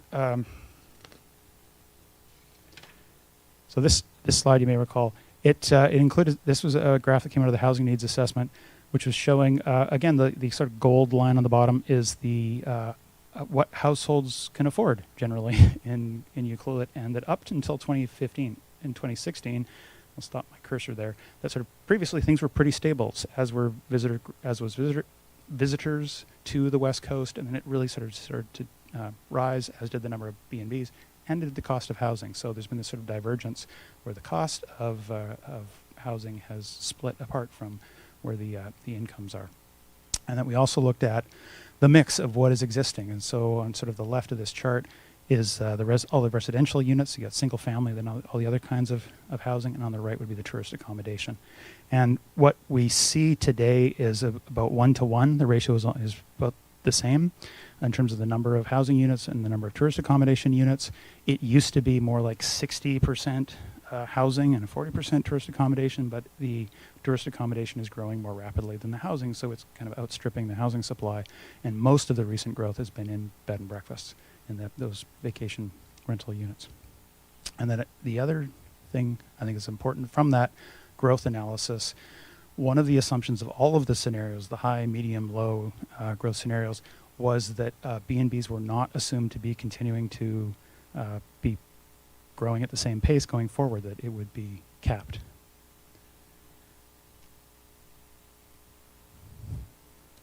So as a result of that, council settled on the lowish growth scenario that we came back with, which was really about 1% annual growth, aiming to return to about that 60-40 housing to tourist accommodation split, and really allowing for modest development of new tourist accommodation, but putting a priority on developing new housing to suit residents. And the map that was associated with that, which is now in the OCP, was looking at, a portion of this was the existing areas. There was infill that was accounted for within commercial and residential areas, but as well as the sort of the brighter colors show up where there's areas for some expansion, because remember the OCP is looking at within a 30-year horizon time span. So some expansion of new development, both residential and commercial, but within this scenario, less than had previously been shown in the OCP up to that date. So that's what's the growth scenario. The other couple of elements I just wanted to highlight before I move on. I think the point that if bylaw 1310, is not adopted, that current pattern of growth, as again, it wasn't assumed, it would really blow past all of the blow right past all of the growth projections that were part of that study. So if for some reason it is not the decision of council and the direction of the community, I suggest we would need to go back and revisit that. So I was doing a bit of the timeline. In January of 2022, the adoption of the 2020 official community plan was completed with bylaw number 1236. Also, the housing needs assessment was completed and presented to council by the consultants. And really that study quantified the housing needs and the affordability challenges faced by Ucluelet residents.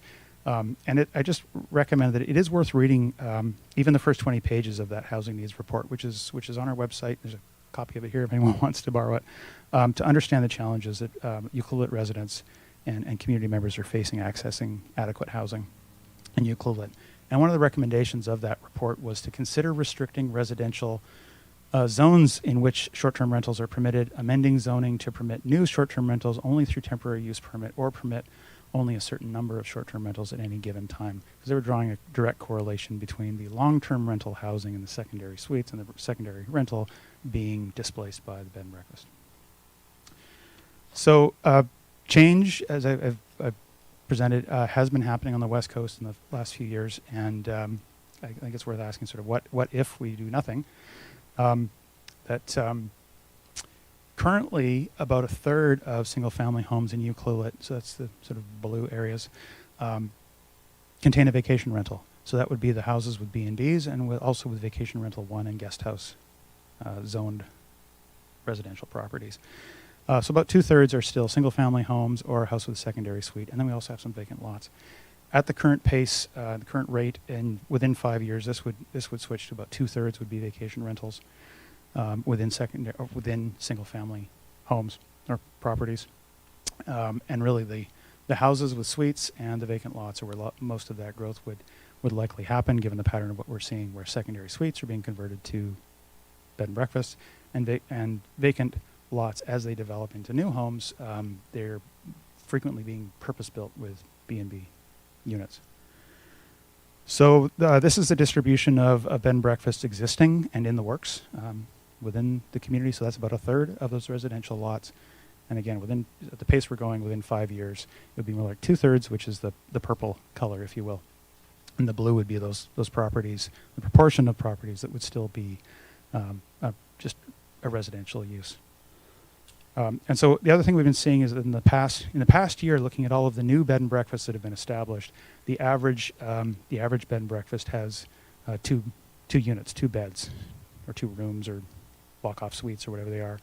And really, that average is what we're seeing 2 things: the conversion of bed and breakfast, which typically, conversion of a secondary suite to a B&B. That suite typically becomes a 1 unit.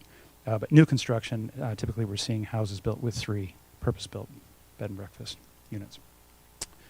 So all of this leads to the bylaw, and what's being considered is that bylaw 1310, which is the amendment to the zoning within the residential zones. It would remove bed and breakfast as a secondary use from all single-family residential zones. New bed and breakfasts, therefore, would need a temporary use permit or a site-specific zoning before getting started. It would clarify, the bylaw would clarify the need for the principal, basically the operator of the B&B for it to be their principal residence, also clarifying that the B&B is intended to be a secondary use, so a maximum of 35% of the floor area being for the B&B use, because it is supposed to be the accessory or secondary to the principal residential use of the property.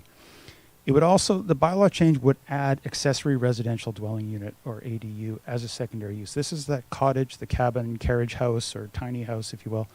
It's, like a secondary suite intended for long-term rental, only in a detached building, not within the main house. So that could be a family member, a long-term tenant, again, not a short-term rental. So the change of, someone starting a new bed and breakfast, it would mean a property owner could apply for a temporary use permit or zoning amendment. And in those cases, the neighbors would now have a chance, an opportunity to provide input before council authorizes a new B&B. And again, so it's not closing the door entirely on B&Bs, but making housing the primary focus, or the sort of outright secondary use in different housing forms as opposed to the bed and breakfast. Also, so I did mention the addition of the ADU, the cottage. With it, the zoning does anticipate sort of what would the regulations be that sort of define what someone could build. So the floor area would be a maximum of 7% of the lot, up to 90 square meters. 90 square meters is the maximum size of what a secondary suite is permitted to be. So on a larger lot, like on Rainforest, you could build up to, the same size of what you could max out a secondary suite. Only, again, it would be detached in a cottage. On a medium lot like Bay Street, that might be like 700 square feet. On a smaller lot like Pine Road, might be around 450 square feet. On a very small lot, some of our smallest lots are in Paso Melfort. They could build maybe up to 270 square feet. In all cases, maximum of 2 bedrooms. The total floor area of the zoning is unchanged. So it doesn't allow, the zoning changes would not allow extra density, really. So if there are, if those few properties that if they've built right to the max, this would not give them extra room. They're already maxed out under their current zoning. They could still build a suite within their house, but most properties are not built up to the max. So it really doesn't change that sort of underlying density within zoning. Existing accessory buildings would not be an obstacle, so the zoning essentially steps aside from, there are some restrictions within different residential zones on the maximum area of greenhouses and sheds and detached garages and all that. So the zoning's written so that if you wanted to build a cottage for a family member or for a rental unit, you wouldn't have to tear down your greenhouse. So either a secondary suite or an accessory unit or cottage, not both. At this point, it's not adding onto if you have a secondary suite. On larger lots, maybe that would be potential, but I guess that would take an amendment. Because generally, like a suite, there would be impacts for things like parking. 3 meter setbacks would be normal. There, it's a little greater than the current minimum side yard setback is usually about 1.5 meters in residential zones, so a little larger setback to add to privacy towards the neighbors. The cottages would be located to the rear of the main house generally. Outdoor space for the occupants of the cottage would need to be provided equal to the floor area of the cottage. So there's a little bit of space, outdoor patio space dedicated or garden space dedicated to the cottage, and a clear path to the entrance, both for residents, guests, and emergency access. A couple of quick examples we've got, we looked at. So again, it talked about, like on Bay Street, this is an example of a 10,000 square foot lot. But a 700 square foot cottage would be allowed for a lot that size. So there's some room for storage. It might be, might suit a couple or a single parent, something of that size. This is on looking at a typical lot on Pine Street. If you max that out for the cottage size, it would be about 470 square feet. So that could be a one bedroom cottage. Still has its own kitchen, a little bit of storage and laundry. And again, the parent, grandparent, kid, tenant could fit in that. Others may not want to, max it out, but to do something that's much more compact. This is more like the tiny house kind of pattern, 250, 270 square feet. So that sort of studio cottage, again, it's not huge, not a lot of storage and something like that, but still has its own laundry and kitchen. So for a single person, that might be something that's functional. Again, in all of these accessory dwelling units, the zoning is written so that they would be long-term tenants or family members. In other words, no short-term vacation rentals.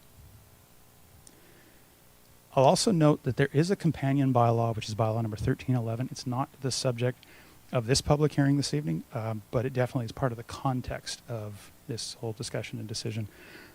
That would essentially recognize the existing licensed B&Bs as a legal use. So they wouldn't be grandfathered or lawfully non-conforming. That bylaw would essentially say they're they are zoned for that use. So what's shown on the map here, there's 127 properties here that have been identified that either already have a business license or they were, had substantially committed to, and were, like, for example, a property where there's a building permit already issued and they're under construction with plans that were including a bed and breakfast.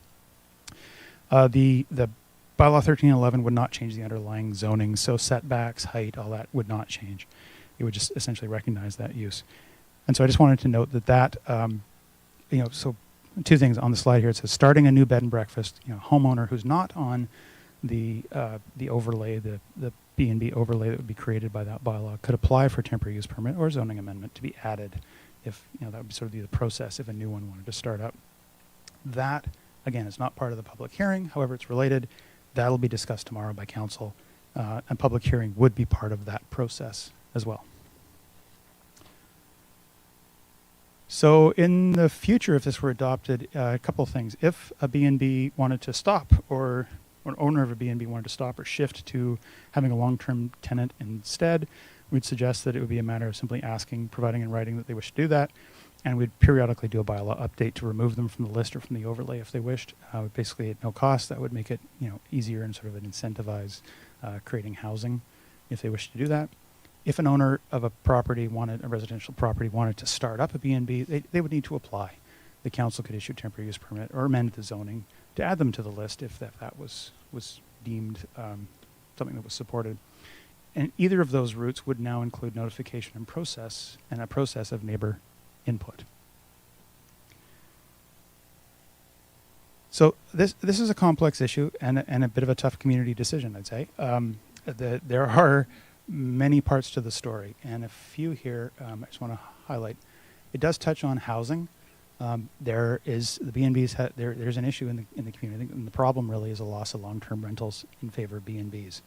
And so, an action that's possible is to add more suites and the accessory dwelling units for long-term housing. There is an element of speculation involved in the B&Bs. The problem is it's inflating the cost of housing. And what was intended to be a secondary use for homeowners is really driving investment and the commercialization.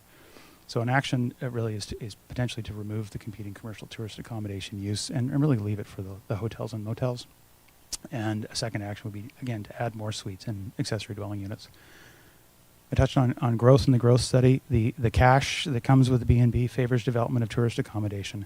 The B&B units are outpacing the new housing for residential workers. And so the action that's possible is to prioritize housing and allow new forms of secondary rentals. And there's a question as well of equity, and that B&Bs compete unfairly with hotel and motel businesses by externalizing essentially all of their costs and avoiding investment in the community, which also that the B&B units in residential properties avoid equal taxation. They're not, BC Assessment Authority won't assess them as commercial properties. So the playing field is tilted, and so containing the spread of B&Bs in residential areas could help address that. We've heard a fair bit in the last couple of weeks from the community, as has council, I'm sure. So some of the questions that I think it's worth sort of addressing some of the most common questions. So is my bed and breakfast being taken away by this bylaw change? No. Existing licensed B&Bs could continue to operate legally. And second, are B&Bs being banned? And again, no, it's not a ban, but a new bed and breakfast would need to apply and get approval. Where now it's an outright use, and that's why it's sort of they're growing very rapidly and displacing the housing. The housing would become the outright secondary uses, and the B&B would need an application and approval. Second, would I need to, or third, would I need to apply to rezone my property if I wanted to add a cottage? And the answer to that is not anymore. Currently, you would have to, but if this bylaw were adopted, that would not be the case. You would need to apply for a building permit, of course, for the construction, but it wouldn't have to go through a rezoning. And then last, I've applied for my residence to be included in the B&B overlay. Will it be included? And really, again, that is something the council will be considering with that bylaw 1311 and at its meeting that's scheduled for tomorrow, and discussing paths forward for all those new B&B applications. And definitely with that bylaw as well, a public hearing like this one would be held as a required part of the process as well. ultimately, this is a council decision and an opportunity for community input, and I think I'll leave it there and see, first of all, if there's any questions from council. Any questions for Mr. Gregg at this point? No? Okay. Yeah, go for it. Through the mayor to Mr. Gregg. In the bylaw, it said for an accessory dwelling behind the primary property. But if it was a larger property set back, would you be able to have that accessory dwelling in the front of your property or beside it? Through the mayor, the way it's drafted, that is set out as a bylaw requirement, so that's something that could be varied. That zoning is a bit of a blunt tool. It's no one size fits all. A similar case, I think, would be we've seen some guest house properties where, particularly where they're on the waterfront and how the front and the rear is defined. We've seen some requests or variances to move the location to allow it to be in the front. So that with that, it then shows, okay, what's it looking like from the street. But that is something it's drafted in the bylaw. That's certainly something that is within the ability to change. It's really a question of how much sort of input on the street presence, if you will, would be desired.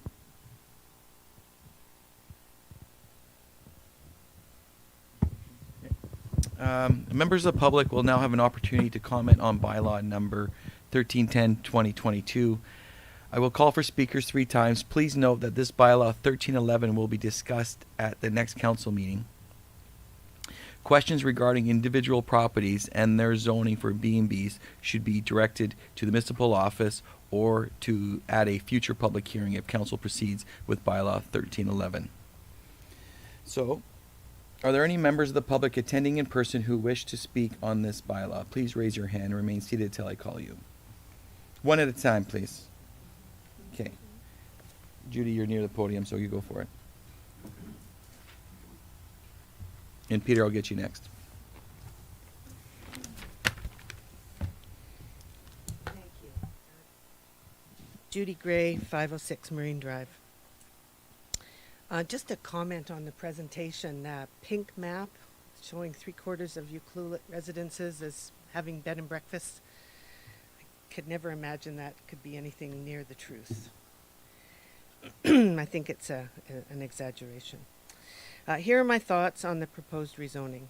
As an advocate for property rights, I must express my concern for the fallout of this proposed bylaw. The housing affordability crisis is a global issue.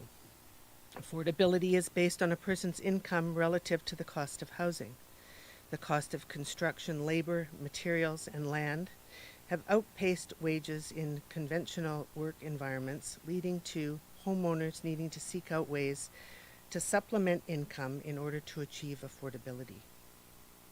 By eliminating the ability for people to supplement their income, the proposal effectively makes housing less attainable for families living in or planning on moving to Ucluelet. The proposed bylaw change will not solve the affordable housing issue in Ucluelet. Most properties to be affected are built out and offer very few opportunities to create carriage houses. Fire separation, parking requirements, and lot line setbacks would prevent this type of housing on the majority of single-family lots in Ucluelet.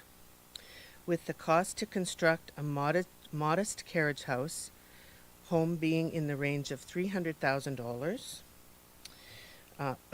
it is unlikely with rising mortgage rates, tighter lending standards, the qualifying rate, combined with softening housing market, that enough residents would be willing to or even able to take on the debt required to have an impact on the supply of affordable housing. With mortgage rates at 5%, rent would need to be in the range of $2,000 a month for a 750 square foot apartment or cottage with no return on investment for 10 years. If the goal is to help with mortgage payments, this is not a feasible option. The economy is entering recession. The coming years will be challenging as the global economy is facing significant headwinds. A B&B room could mean the difference between someone losing their home or hanging on to it. Even with the promise that a temporary use permit would be considered, that is still not a guarantee, and it's an expensive and long process that would be a hardship should someone find themselves on the brink financially. B&B is defined as a room in a house without a kitchen. In every situation, a true B&B would not be suitable for long-term rental. The building code for secondary suites is very different than for B&B rooms, and upgrades that are required for secondary suites rely on significant investment to convert or create. It is not a reasonable solution to suggest that homeowners carry the burden of supplying housing required by the town, while the district continues to spend money on tourist infrastructure such as trails, signage, beautification, and promotion, resulting in increased pressure on the limited housing supply by seasonal workers needed to accommodate the tourism sector. Residents should be allowed to benefit from sharing their town with the world. While it is chaotic during the summer, many local residents run businesses that cater to those guests, and if a homeowner felt they wanted to participate in the revenue, they could do so with as little as a business license and a spare room. The income offsets some of the inconvenience of dealing with crowds for the season. Now we are saying only a select few early adopters are going to be able to share in the summer windfall each year. The apparent root of the problem, operators get to continue and are rewarded with now instantly more valuable properties while paying the same property taxes as those who never ran a B&B. True B&B operators are your neighbors and community members. A number of illegal operations have created division amongst the community, and the definition of B&B has been replaced with the all-encompassing Airbnb label. Airbnb has been used to paint both legal and illegal rentals with the same brush. Calling a rental suite an Airbnb does not make it a B&B, nor does calling a true B&B an Airbnb make it a suitable candidate for long-term rental. The zoning change unfairly punishes those who intended all along to utilize their properties in accordance with the existing bylaw for the actions of those who operated illegally in the past. We will see more of the tourist dollars leaving the community to hotel operators who move in and fill the need for tourism accommodation.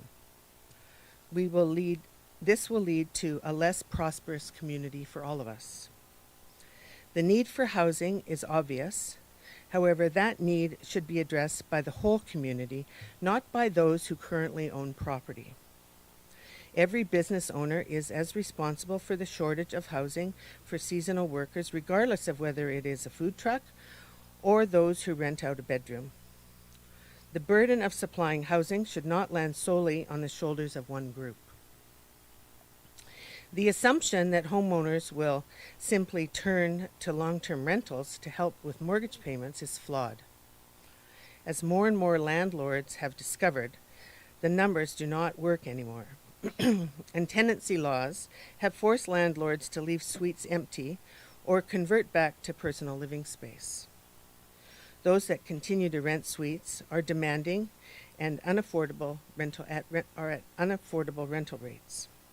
Solution: keep all existing R1 as is and make all future single-family zonings as R1B or R1, whatever you want to call it, restricting nightly rental. So leave them all the way they are right now, the ones that exist. Enforce the existing rules. A B&B with a kitchen is, and rightly should be, illegal. And there's a number of them in the community. Shutting those down is the quickest path to creating potential long-term rental housing supply. This is eroding property rights, again, and this time it's on single-family residents. there are quality of life issues to be considered as well. I have a secondary suite. I tried to rezone my property. I wasn't able to rezone my property. My rental suite is available for family and friends that come to visit. It does not have a full-time tenant in it. And there's lots of other people that feel the same way. They don't want to have somebody underfoot.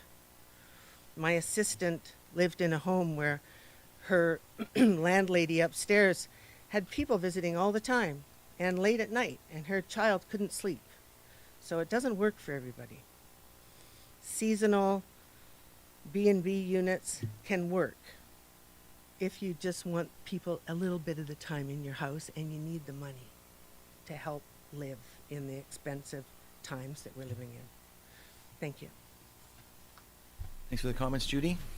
Are there any other in-person speakers like to speak on this bylaw? Oh, sorry, I actually told Peter he was next. Go ahead, Pete. Sorry about that, Diane. Oh, you're next. Okay.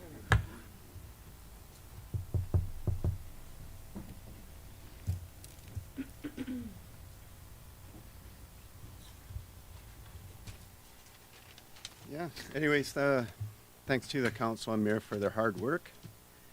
But I happen to agree. Peter, just your name and address, just for.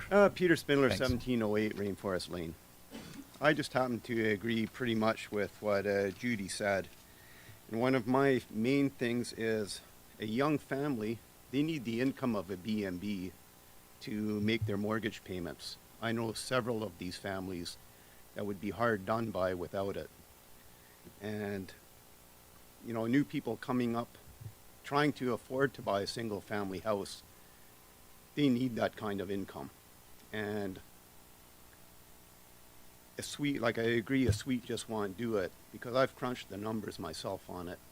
And you need a young family needs a return right away on their investment. They can't wait 10 or 15 years and hope everything goes right for the next 20 years in order to pay off the home. So instead of changing the zoning completely, why is it not possible just to add the cottage, to amend it so you can do both? And then you can do whatever works for your property or your situation. And building a small house is very expensive. I work in the construction industry. It takes probably take the average person 2 years to design and go through the motions and actually before it's actually built. You know, probably be, I'd say at least 2 years before somebody can move into a suite.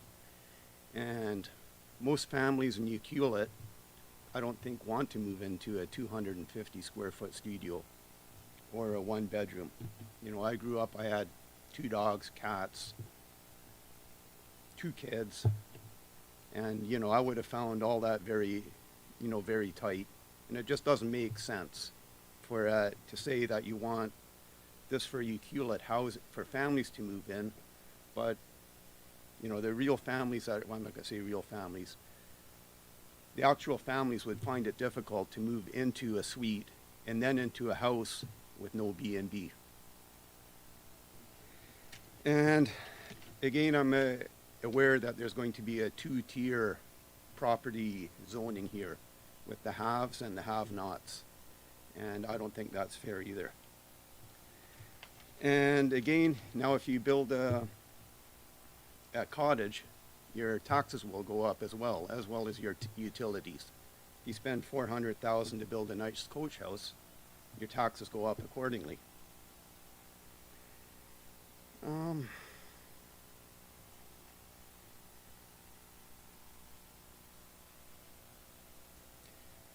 now again, if you're a homeowner with a B&B and you sell that property, can you sell it as a business, thereby increasing the value of the property? Or do you have to go through the motions again and apply? I do not have a B&B myself, but my house was designed and built as one because when I asked for a coach house, I got a hard no. Can't do it. So I'm looking at it for my retirement that one day I'll be able to, as I was told, to open up the B&B when I need it. So right now, my two B&B rooms, friends and family. And I personally don't want a long-term renter underfoot all the time, because right at the moment I have a one-bedroom house, you know, if I used it as a B&B. And what else do we have?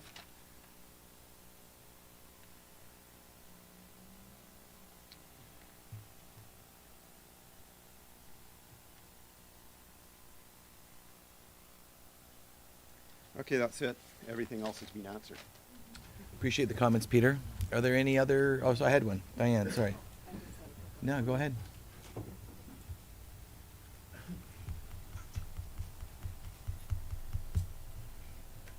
My name is Diane McCreary, and my husband and I own Reef Point Oceanfront B&B, and it's a true B&B. We live on site. I just wanted to, I agree with a lot of Judy's comments. Tourism is a pillar of our economy, and I know we need staff housing, affordable housing, all of these things are important. I think we need to keep in mind the distinction between Airbnbs. They're more like a vacation rental with no on-site owner or control. They're not a B&B, it's a misnomer.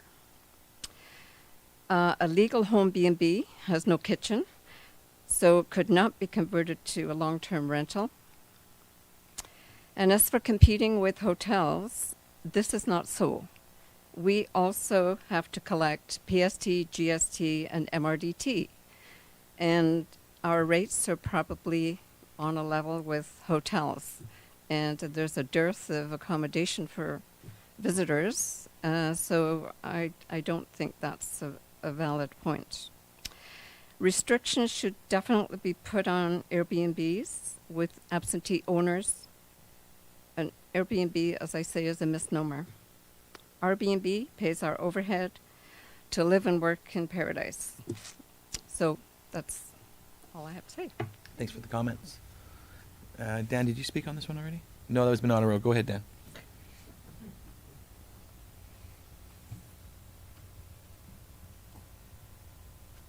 Probably tired of hearing from me standing up here. No, again. no, that's what we're here for. We want to hear. Dan Vidova, 1830 Peninsula. So I do echo the comments of the previous speakers. I think they're all right. I think there's a lot of assumptions that are going to prove invalid in the next few years in terms of where we're going. And it's a difficult thing to both govern and try and anticipate that, I realize. But I think that there are changes coming and they're going to come swiftly. I don't think that restricting young people or anybody from coming into the community and making an investment that is going to enhance other businesses, like a B&B will allow restaurants and other businesses in town to thrive. And long-term tenancy can be problematic because the way the regulations are right now, they tend to favor, I would say, abusive tenants. And I would like a system whereby I could rotate long-term tenants through on a quicker basis to find good people, because most of them are.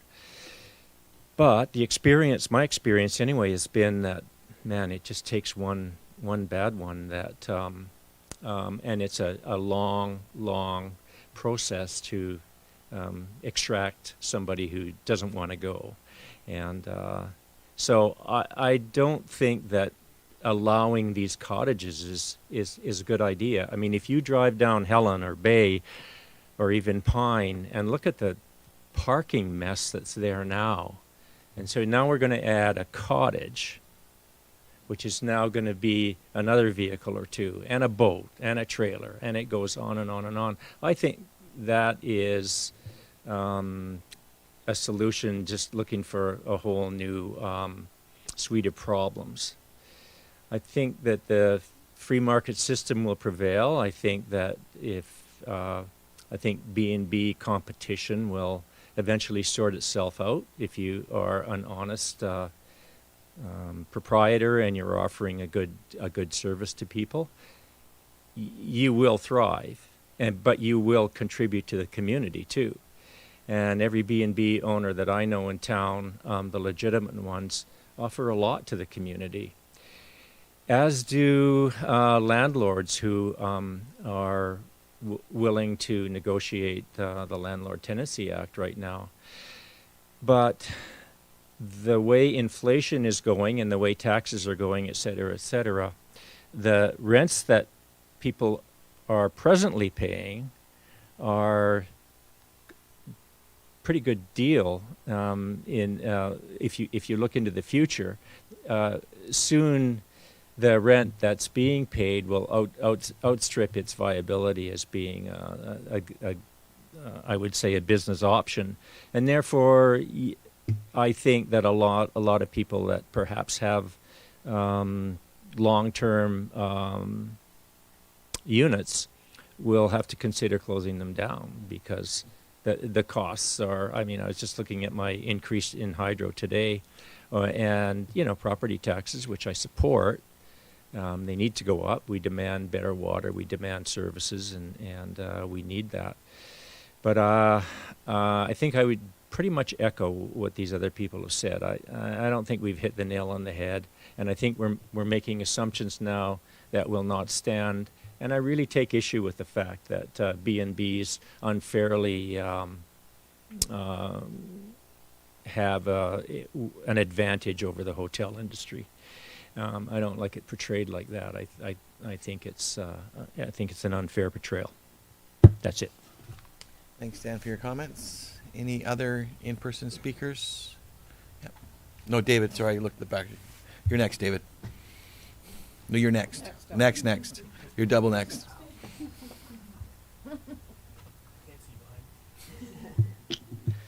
My name is Josh Muller, 331 Passive Melfort. So I echo a lot of what like Judy said, actually. My wife and I bought land here last summer, actually. And the intention was that we were going to save up for enough money to build our property. And in order to do that and to afford the mortgage that we would need for that, the intention was to have an Airbnb on site with us. But now we've hit a place where we didn't qualify to apply for that early zoning because we don't have a building on that site yet. So now we don't only not have like a future home, a future investment. We're actually sitting on a liability.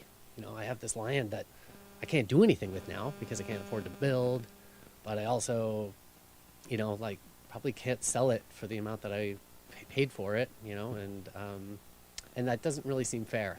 It seems like we're kind of stuck in this middle ground where we didn't qualify to apply, but we are going to fall into this new ruling, and maybe we wouldn't have bought this land had we known this law was going to come up. So, yeah. I appreciate the comments. Mr. Smith, sorry.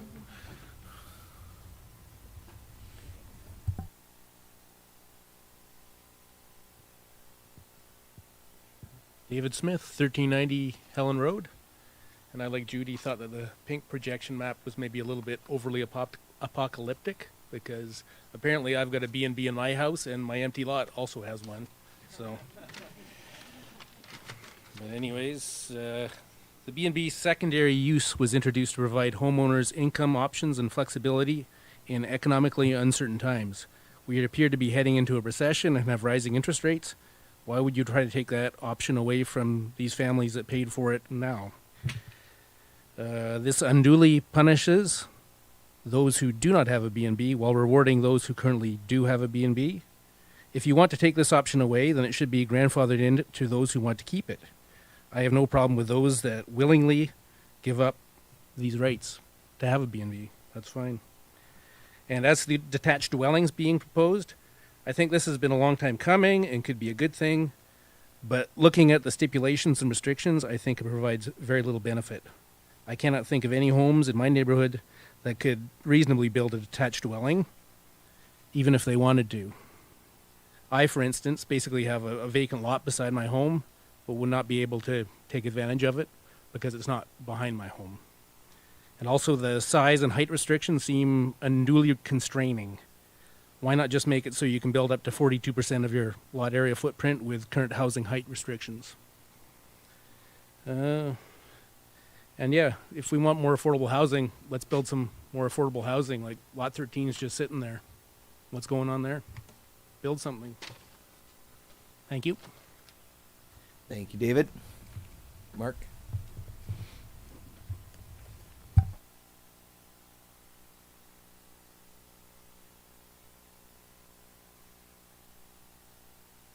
My name is Mark. I kind of have 3 points, and they're slightly separate, but they're all related. And the first one goes back to the graphs that were presented that sort of showed that steady visitation, steady home price, and then right around 2015, everything started to decouple. And before I moved here, my entire professional experience, I worked as a biologist, population biologist. This is something that is like absolutely classic that you see time and time again when systems just completely decouple. And that graph of the number of requests for B&B permits that stays super steady and then it just explodes exponentially. Like, this is all something that is, I mean, it's like it's very obvious to someone who's familiar with these systems. And the other thing that I'd like to point out is that we're all I feel like everyone in this room, whether they agree or disagree with this particular bylaw, we all recognize that there are consistent issues that the community is facing right now, and we all know what they are. It's every freaking conversation I have with anybody ever, including a lot of people in this room. So I know that everyone is aware of the issues, and I think a lot of those issues boil down to the fact that this is just no longer like a sustainable and stable system, and the fact that we are now 7 years post shift suggests to me that even if a decision were to be made today that would drastically address some of these issues, we're not going to see a change overnight. We're not going to see it next year. It's going to take another 5-7 years to settle down. I appreciate that nobody has a crystal ball. I'm not a big believer in models and forecasts, but I think it's pretty undeniable to sort of hindcast and sort of say, well, here's where we are. These are the issues that we have. What are some of the causes that might have led to where we are right now? I also want to, that was my previous life as a biologist. Since I moved to Ucluelet, I run a nonprofit here. I want to speak for myself and for my staff, and I know I have a lot of other friends who are employers in this town. One of the first things that I did when I took over the directorship of the Rain Coast Education Society, I had really long and fraught discussions with our board of directors to switch from hiring people on short-term contracts and paying them an hourly wage. I said, our organization's been around for 22 years. We should invest in the community. The community will invest in us. And I fought tooth and nail to have all of our staffing, basically, like, our model shifted to creating full-time, year-round positions. We pay a living wage. Our wages are really competitive. We're able to attract high-quality people. These are the people that deliver programs to your children and to you guys. And, these are people that are earning at that median salary range that Bruce was pointing out. And these are people that I can't retain, that are living in cars, that are living in trailers, that would love to find a place that they could rent for $2,000 a month. These are the people that keep the town going. I completely understand where people are coming from, where they say, oh, you know what, it would really be great for me to have a supplementary source of income to subsidize my expensive property. Ucluelet is an expensive place to live, and I totally get that, and I completely respect it. But I feel like there's a time when the mayor and council need to decide, are they there to represent the interests of individuals? Or are they there to represent the interests of the community? How do you differentiate between what's good for one versus what's good for all? I personally would like to speak on behalf of people who don't think that the mayor and council should be here enacting bylaws that protect property speculators or people who have purchased property that now can't afford it, because they can't treat tenants as a supplementary source of income. I think that a lot of the issues that even people who would sit here and say, I want B&Bs left, right, and center, those issues all come back to the fact that we're way over leveraged on short-term accommodation in this community. And the problems and the knock-on effects are not going to go away until we address that imbalance, that, initial decoupling. Right now, this town is basically drinking salt water to try to quench their thirst. Like, property values are going up. People say, oh yeah, the market's going to change. No one has a crystal ball. If we don't address the issues that we're experiencing today, there's a really good chance that, the Ucluelet 7 years down the road is going to seem just as outlandish as if you would have shown someone the graphs that Bruce showed us today 7 years ago. And so I would just like to say, on you know, as someone who tries to employ people who live in this town, who work in this town, and contribute to this town, there might be more of a disconnect than I would have suspected in terms of what people think is affordable and how affordable people think this town might be for people who live and work here, who aren't necessarily buying property here as a speculation or, you know, hoping that it's going to be an investment that pays off in the long term. At the end of the day, this is, you know, a town that has a long history as a working town. I don't think there's anything wrong in diversifying and shifting to a tourism economy. The same problems that working towns have when the resource base that they depend on crashes, logging, fishing, mining, whatever, those same problems are going to happen if the tourism industry crashes. And I think that a resilient community, a sustainable community, is one that doesn't overextend itself and over leverage itself to the point where the community itself can no longer you know, afford to support itself. So I, for one, would, you know, urge the council to strongly consider this bylaw. I think it solves a lot of the problems that I personally experience and that the people that I employ and work with personally experience. I realize it's a nuanced issue, but I'd like to speak out in favor of this bylaw. So that's my 2 cents. Thank you. Thanks, Mark. Appreciate the comments. Any other in-person speakers? Yeah, please. Anybody in the other room there, Paul, as well? Okay.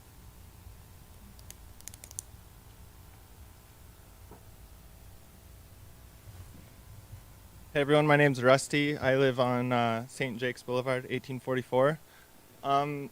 I liked a lot of what everyone said. I just wanted to also make note that I saw in the graph how it's showing more and more visitations to the park. And I think that attributes not just to B&B units, but because of the experience people get. Instead of staying in a dilapidated hotel or a giant soulless building over there, they get to pick and choose a West Coast home that's funky and neat and come here and see our lifestyle, and it makes people want to come back. I think that's really important for the community. That being said, housing, really important. And these bylaws, you have 2 great ideas, but it seems like you're wanting to pick one or the other. If everyone had a place to live, then everyone would be thrilled about B&Bs being here. It's the housing shortage that's the problem. I don't understand why we can't let people build these auxiliary dwellings and have a B&B suite. If the auxiliary dwelling is for long-term residents only, then you can invest in your property and your future and help local housing and also have your income support or your retirement fund via B&B. So I just think that for properties where it works, which I don't even think mine does, but if people can do both of these things, you're helping both sides of the spectrum. So I just think that instead of picking one, it might be valuable to consider both. Thank you. Okay, thanks, Rusty, for the comments. You're welcome. Hi. My name's Madeline, and I live at 1782 St. Jake's. There was a lot of comments earlier about young homeowners, and I just wanted to express my support for this bylaw as a young homeowner and recent homeowner. I think it's really important that we address housing security before we're able to welcome additional B&B guests. And a lot of my peers and other people who work in the town are the people who are critical to this society. And I think it's really important that we consider that over the short-term and accommodation and nightly rentals and the exorbitant income opportunity that provides. So thank you. Thank you for your comments. Welcome, Marcus. Marcus Renella, 669 Rainforest Drive. So there seems to have been, or seems to be, a bit of a consensus that there's distinction within B&Bs, whether they benefit the community or not. And that big distinction comes down to whether they are in fact existing as a primary local residence or not. Obviously, by definition, a B&B should be. However, I think in practice, oftentimes that is not the truth, and it is also something that is very difficult to police. So I'd just like to throw a pretty simple suggestion out there that could be part of a solution, and that is that if the property in question has successfully qualified for that current year's primary homeowner tax exemption, then B&B should be allowed for that year. If it has not, then it should not be. This is already information that is being submitted to the municipality every year, and would be extremely easy to police and enact. That is all. Thanks for your comments, Marcus.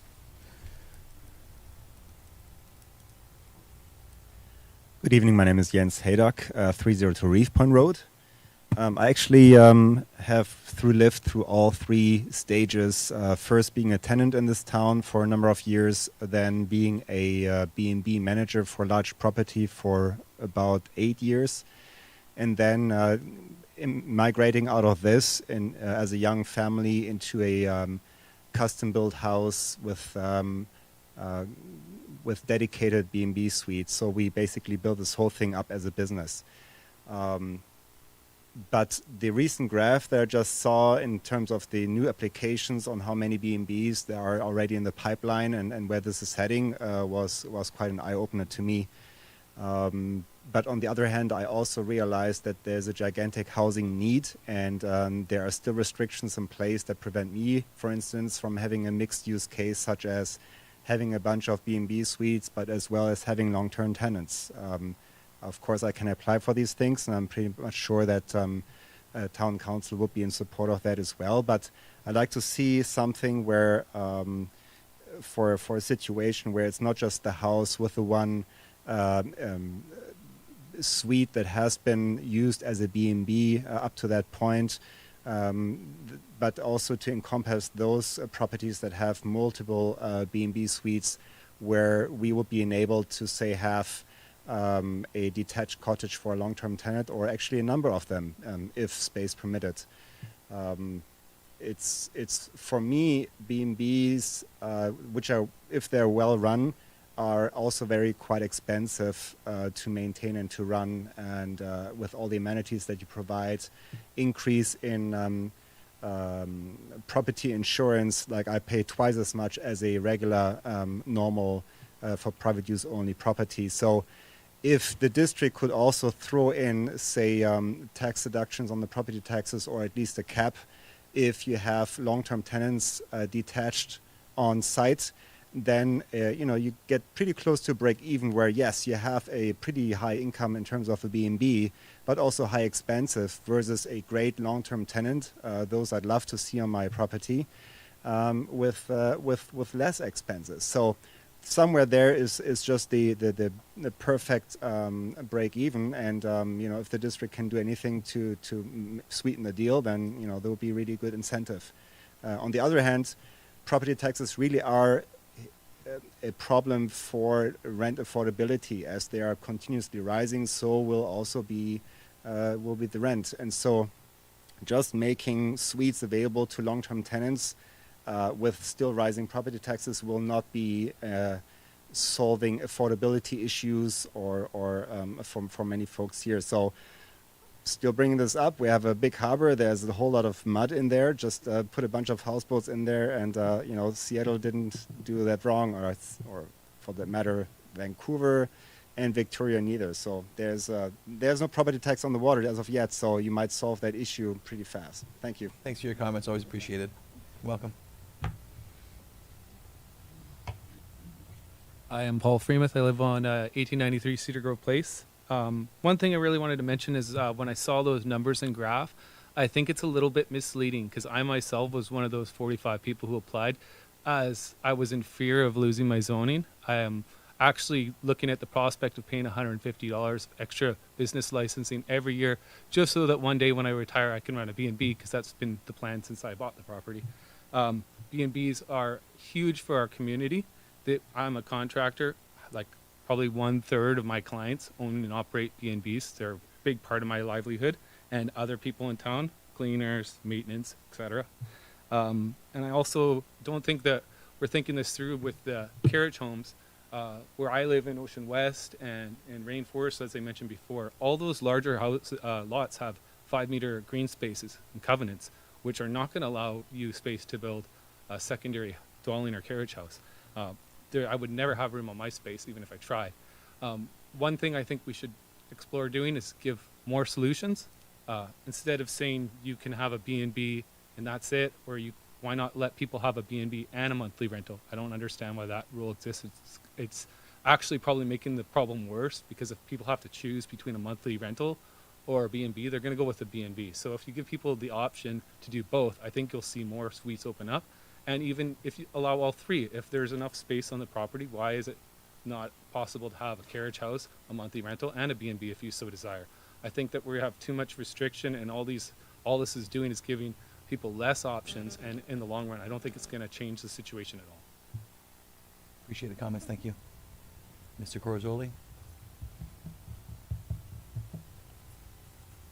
Joe Corzoli, 1157 Rupert Road. The B&B thing is, to me, if the B&B is run like a B&B, just using the room and a room in the house, it's not a problem. Our problem is the Airbnb, the next step up, where people are building motel rooms on their properties. So to me, the B&B thing should be left alone, and leave that alone there, and then work on the illegal part of things. If we spend our energy on that, I think the problem will be B&B should be left alone. That's all. I don't know if you understand the way. Oh, I get it. Thanks, Joe. Appreciate it. Any other in-person speakers? Yeah, go for it. Arya Tusarkani in Tanya Nestruck, 795 Rainforest Drive. We also submitted a letter, but we'd like to be here in person to voice as well. We own land in Ucluelet with the intention of building and running a bed and breakfast, and have evidence to prove our intention that predates the introduction of bylaws 1310 and 1311. With land and development costs well in the seven-figure range, we will not be able to afford to live in Ucluelet without the additional income of the B&B zoning, which it provides currently. We don't believe bylaw 1310 is the best approach to solving the growing tourism demands and housing shortages. The district is shifting the burden to homeowners instead of providing new construction and development to offset the rapid growth of tourism. There is no reason to believe that the rising homes and prices in Ucluelet are solely linked to B&Bs, when the slides in the presentation showed multiple other reasons for the increase in homes, citing the pandemic and remote work, for example. Removing B&Bs will only serve to make housing even less affordable for those who rely on its income. We also just wanted to suggest a couple of alternatives, which is reiterating a lot of the points that people have already made. But one of the things that we thought would be helpful would be forming an affordable housing committee.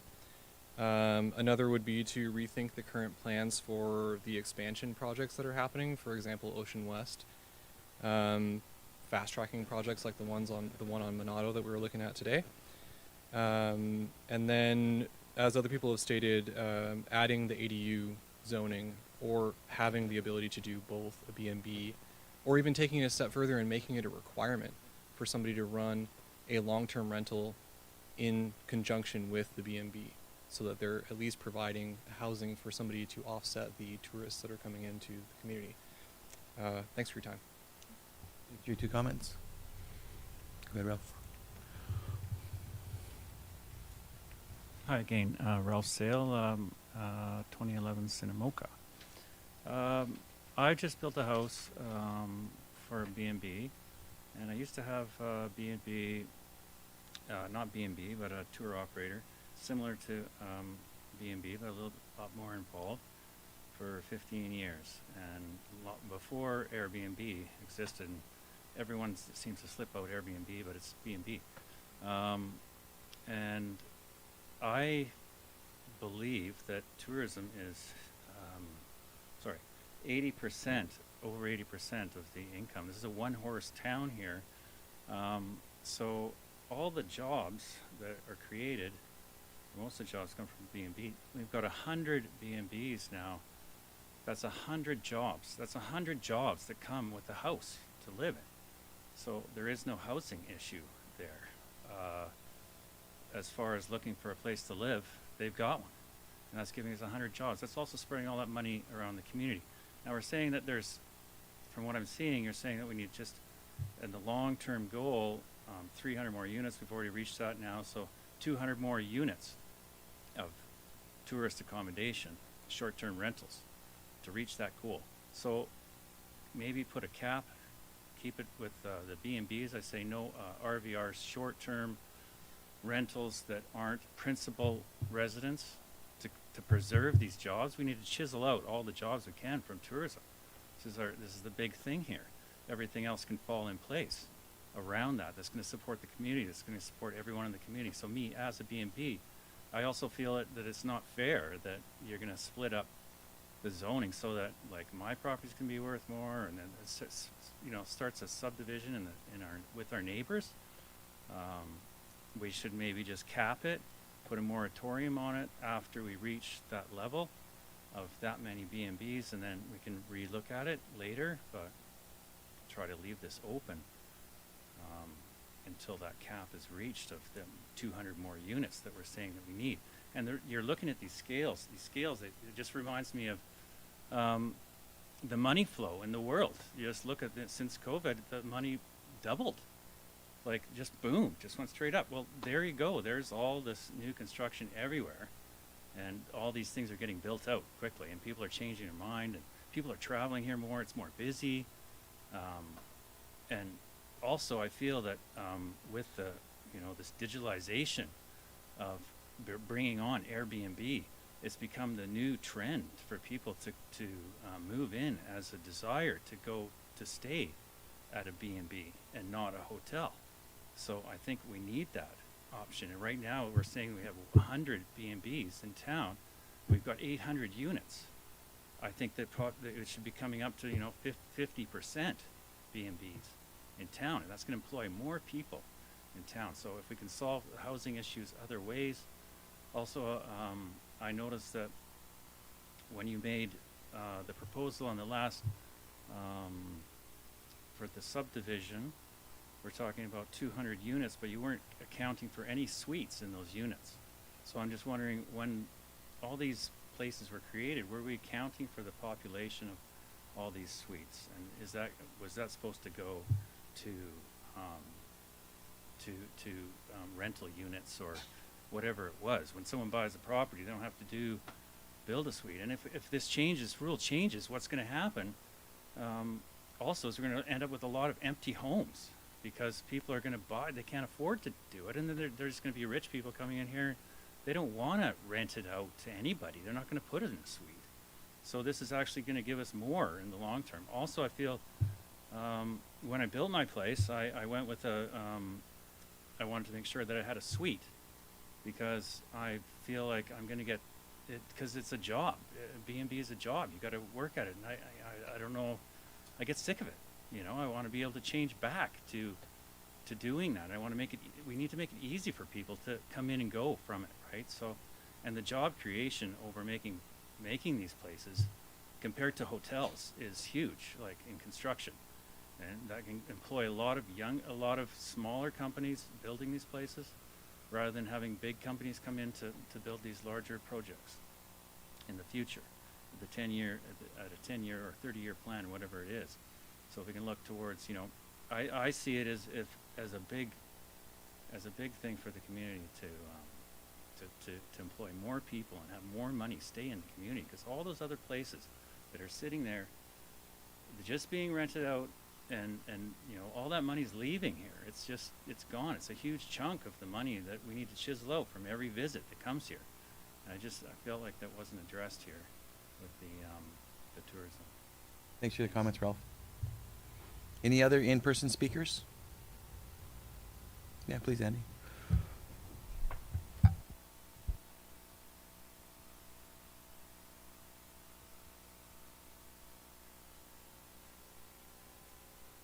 Public speaking. Sorry. Andy, 1908 Peninsula Road. Just wanted to mention that, I don't know if it's irony or coincidence or just supply and demand, but you got Monado Bay lined up right before the Airbnb.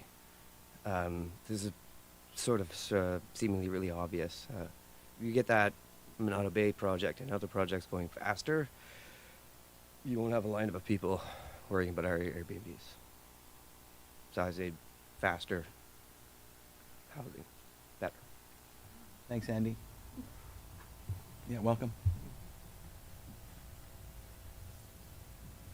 Hi there, Hafton Hem, 1782 St. Jake's. I'd like to say I think 1310 hits the nail squarely on the head, and I support it. Thank you. Appreciate it. Thank you. Any other in-person speakers? Yeah. Matt, did you put your hand up? No. You have a couple times? Okay. I was often. Sorry. I'm not overlooking you. I don't want you slagging me tonight on Facebook. Chris Bosman, 847 Lauren Waite. I think this is a really interesting bylaw. I think that there's a lot good in it, and I think if nothing else, I think this is a really good bylaw, and that there is a lot of good in it, and I think it's something that, if for no other reason, mayor, council, and staff should all be applauded for at least bringing the conversation forward. That being said, I do have some concerns. And my biggest concern is really just creating this kind of two-tiered, like we have versus we don't have zoning system, and how that ultimately affects housing affordability in the future. Presumably, it's supply and demand. Houses with an Airbnb, B&B, whatever you want to call it, are going to become exponentially more valuable. Those without currently, or who elected, I'm going to use ourselves as this, to have a long-term tenant versus a nightly rental or B&B situation. Property values will kind of reflect that in the future. So I think that's something that just needs to be considered. But, overall, I would at least like to say thank you for bringing the conversation forward, because I do think it does have a big impact on the community. Thank you, Chris. Any other in-person speakers? Yeah, welcome. Oh, did I? I locked into her eyes. I'm sorry. That's next. Sorry. Go ahead. Hi, my name is Marielle Prue. I live at 1350 Helen Road. I think a lot of people made very valid points, and I see that a lot of the people here tonight are permanent residents of our community. I think that there should be a little bit more emphasis on out-of-town investors and purchasers who are looking to purchase over here and have Airbnbs. Obviously, Airbnb is a huge industry, and a lot of people see opportunity in our town here in Tofino. And I feel like if they're not contributing members of our community, they're monetizing off of our community without ever having put a dollar into our town. Some of them, as Rusty said, like having a B&B and living in town, you're giving people a really unique experience. If you're not somebody that's ever lived in this town, how are you going to recommend anything to do? How do you know anything about our town? So I feel like there's some issues there. I also do agree that there is going to create a divide in housing prices. Ones that are already have the zoning are going to be much more there's just going to be a division, and it's not very fair for people who haven't got that in place. And sorry, public speaking, one of those things. I wanted to touch on a couple other things, but mostly I just felt that something we should put emphasis on is out-of-town purchasers and kind of cracking down on that. Thank you. Thank you for your comments. Matt? Woo-hoo. Oh, you got your notes there. You got your pencil ready and everything. So I don't yell this time. Matt Harbage, 1816 Peninsula. So to start off, if this goes through, I'm one of the people that will benefit from it. And so, but I also disagree with it. I don't want to benefit from it. One of my questions was, who directly asked for the zoning to be done this way? I've been to a lot of the committee of the wholes and everything like that. This particular way was not discussed. I've been to, past 2 years, I've been to every council meeting or listened to them in the morning with my coffee at 5 a.m. when I get up. Affordable housing is not done by zoning changes anymore. It's the cost of building a home is so much. It used to be a mortgage helper when it was, $150, $200 a square foot to build a 600 square foot one bedroom suite off to the side of your house or above your garage was affordable. Now it's $500 a square foot. Land prices are triple, quadruple, or more. People can't afford to build a suite anymore. I've built lots of secondary suites for people in my day, and I've built lots of B&B suites for people in my day, and they simply just can't afford to charge. Even if it was $2,000 a month for a one-bedroom apartment, It does not make sense. It just financially does not make sense. So people just will choose not to build them. They will build their 1,200 square foot, 14, 15, whatever square foot home and not have the secondary suite because at the end of the day, it costs them money. And that's why people, a mortgage helper for a reason, right? Affordable housing, like I said, is not built by a zoning change. It's built by a community. I sat on an affordable housing committee 2010 through 12, and it was disbanded for no reason other than that the district did not want to build affordable housing. We owned a piece of property that we got for $1 off the Coast Guard. We gave it away because we didn't build anything on it. It's been an issue for over the 20 years I've lived in this town, affordable housing. So we need to look at building affordable housing with a committee on government land with government money. It's the only way nowadays to do it. We cannot afford to build affordable housing out of pocket anymore. Instead of limiting what we can do as a community, we should work with zoning to expand on that. Instead of having 3 B&B units per house on a small residential lot, if you have a B&B unit, you still can build a 1-bedroom secondary suite. These are things that have both helped the mortgage, and I know people will build them. I have a client that wanted to build one that couldn't. Zoning has to work for everybody, not just some people that have money and some people that don't. Also, I know it's been floated around about a B&B tax for affordable housing. So through Airbnb, things like that, whether it's 1%, 2%, whatever that number is, that can be done also by the district, Euclid, or government. We can figure out how to tax it, and it goes towards the Affordable Housing Committee to actually build attainable housing for our residents. I think that's all I have. My chicken scratches. But yeah, like I said, the communities build affordable housing, not zoning and not developers. I mean, everybody has to be all in on it. That's all I have to say. Appreciate the comments, Matt. Any other in-person speakers? Yep. Oh, sorry. One to the back, and you'll be next.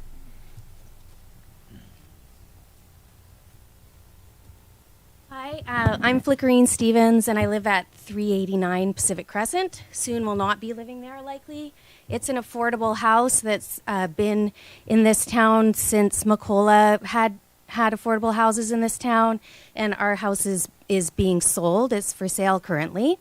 So I likely will be leaving this community, but I would just like to speak on behalf of renters, because most of the people who are speaking here are owners, either who have owned for a long time and have B&Bs, or haven't owned for a long time and would like to have a B&B, or people who want to have options, or people who just want to be able to afford to live in this town and to make good in this town.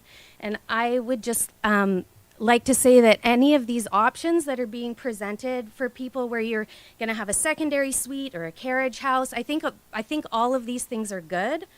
But for people who actually need to afford to rent in this town with the house prices the way they are, what people need to be able to afford to continue to live in their houses, the prices of those suites are already astronomical for people trying to survive in this town, especially someone like a single parent. And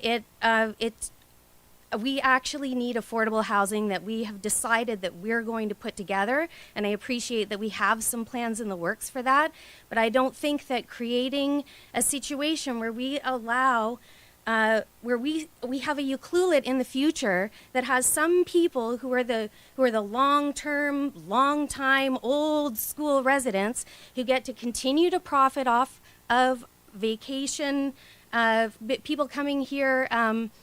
Sorry, public speaking is not for me, but they continue to profit off of people coming here for vacation, which is the primary thing that's going on in this town, and that other people who get into the situation later are not able to profit in the same way. I just think that that is a terrible vision for our town, to have some people be the haves and some people be the have-nots, and we have these tiny little places for the people who are the poor people who get to work in the town. Like, I just think that that's a terrible vision, and I don't think that that's what we should do. I do support lots of things about this bylaw, and I think that we need to put a cap on certain kinds of Airbnb or certain kinds of just profiteering off of this place. But I think everybody deserves to be able to live an abundant future, and that Euclid is the kind of place where people, where we all want to see each other live that way. And Even though I may be leaving here at least for a time until some things become more affordable here, I love Ucluelet, and I don't want to see it go that way. Thank you. Thank you for the comments. Any other in-person speakers? There you are.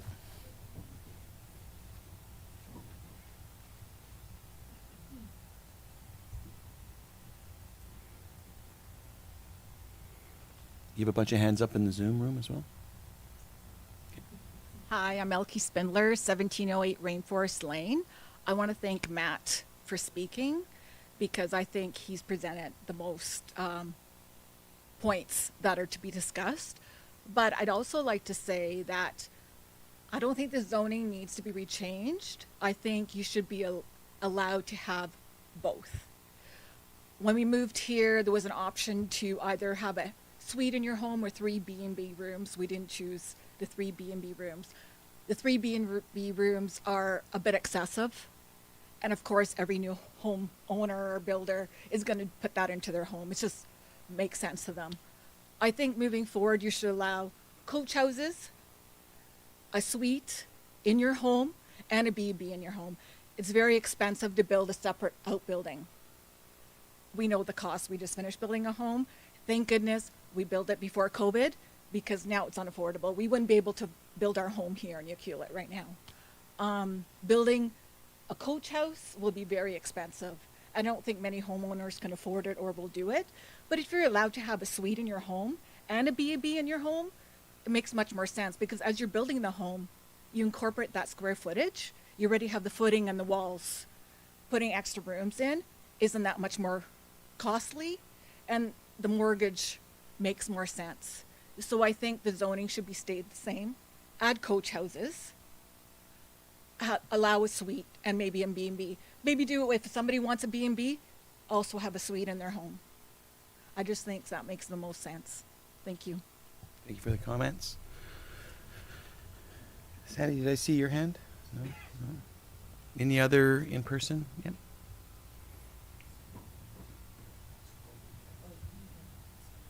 Pardon me? Oh, did he? Okay, I'm getting all zoned out here. Huh? Okay. I can't remember. I thought it was Boston. David McComb, 719 Rainforest Drive. And I decided not to be first this time because I'm not good at this thing. Just a couple of quick thoughts. Lots of good discussion here.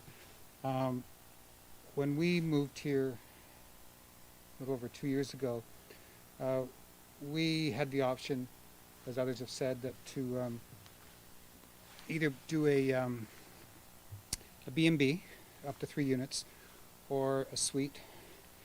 And we went back and forth. I just didn't want long-term somebody in our house. If we'd had the option of doing the coach house, though, that would have been very tempting. Have a little cabin in the back with our house. I think we would have gone that way.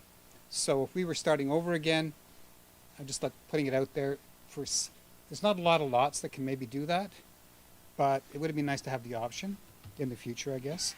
I spent 27 years living in Whistler on a bunch of different things there and having a good time into the mountains. So this is a nice change. Love it. But one thing they established there, which probably some of you know, is a housing authority, the Whistler Housing Authority, WHA.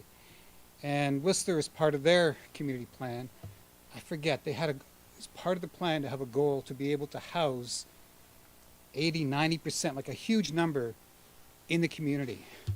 And that was the catalyst for the WHA. And so, as somebody said, getting affordable land to help kickstart the development because it's so bloody expensive to build this. And so they were lucky they started a while ago. But I really want to just emphasize the importance of affordable employee housing for a viable community. That said, I think every community needs a nice mix of housing. There needs almost everything, maybe except the Airbnb, okay? So the bed and breakfast, we applied for 2, and we're on that chart. We got in May 27th after our application. I didn't even know this was coming when I got it in. But we only applied for 1 unit. And I must say, we're kind of excited. We're like, okay, we're going to make this look cool. We got a name for the room. We're going to do it this color, and we think it's a nice little mix for some people who like that experience. There's the hotel. You need the whole mix, but the most important thing is to be able to house locals, some who can't make $50,000 a year. That makes a diverse community, having people, waiters, waitresses, people, tour guides. You want them not living, like my daughter is just until recently for the last 5 years in Whistler, because they still don't have enough housing there. She was living 2 to a room. There's sometimes 20 in a house. It's crazy what's happening, but at least they have a head start with the housing authority. So I don't think it's ever too late. Just, I'm new here, but kind of encourage you to get that affordable housing as much as you can. And that's it. Thank you. Thank you for your comment, sir. Excuse me, Mr. Mayor, could we please have a motion to extend the meeting beyond the 3 hours? I'll make the motion. I'll second it. Any further discussion? All in favor? Opposed? Carried. Are we at the halfway point? In-person speakers, if you don't mind, maybe I'll go to the Zoom. We're hearing kind of the same thing. Maybe we'll hit up the, if you're on the Zoom call, please raise your hand and Paula will call upon you. We do have some hands raised on Zoom. Great. Danielle Devert, if you would like to speak. Hi, yes, my name's Danielle Devert at 329 Passive Melfort. A lot to say. I have agree with 100% of what Judy Gray was saying. I think she said that very well and hit a lot of the points that is for people in this community. And then just previously agreeing with the gentleman that was just up in Matt. We purchased, so we're also in a similar situation with Josh Miller. We purchased our lot at Passive Melfort recently with the intention for having an Airbnb. We're a young family, both have a pretty good job, both in construction, but still find it very hard to get into the market. We were able to purchase this lot, albeit a very small lot, and with the intention to build with this Airbnb. With this change, it's definitely caused a lot of distress and concerns with the feasibility of being able to actually build our dream house in Ucluelet. We definitely would have paid more for our lot just having this and then immediately taking it away or having to apply for zoning, a variance. It adds a lot of time, money to the building permit process. And one thing that hasn't been brought up, people are going to be doing this. There's going to be a lot more, so people who are now building in the building permit process, there's going to be a lot more variances. There's going to be a lot more demand on the community, having more of these meetings, it's just going to increase the workload for the municipality, for the community, and more costly for anyone who's applying. There's lots to say. So I do agree. Whistler Housing Authority, I think that's one of the really good directions, and this new development, the Minot, I think this was called.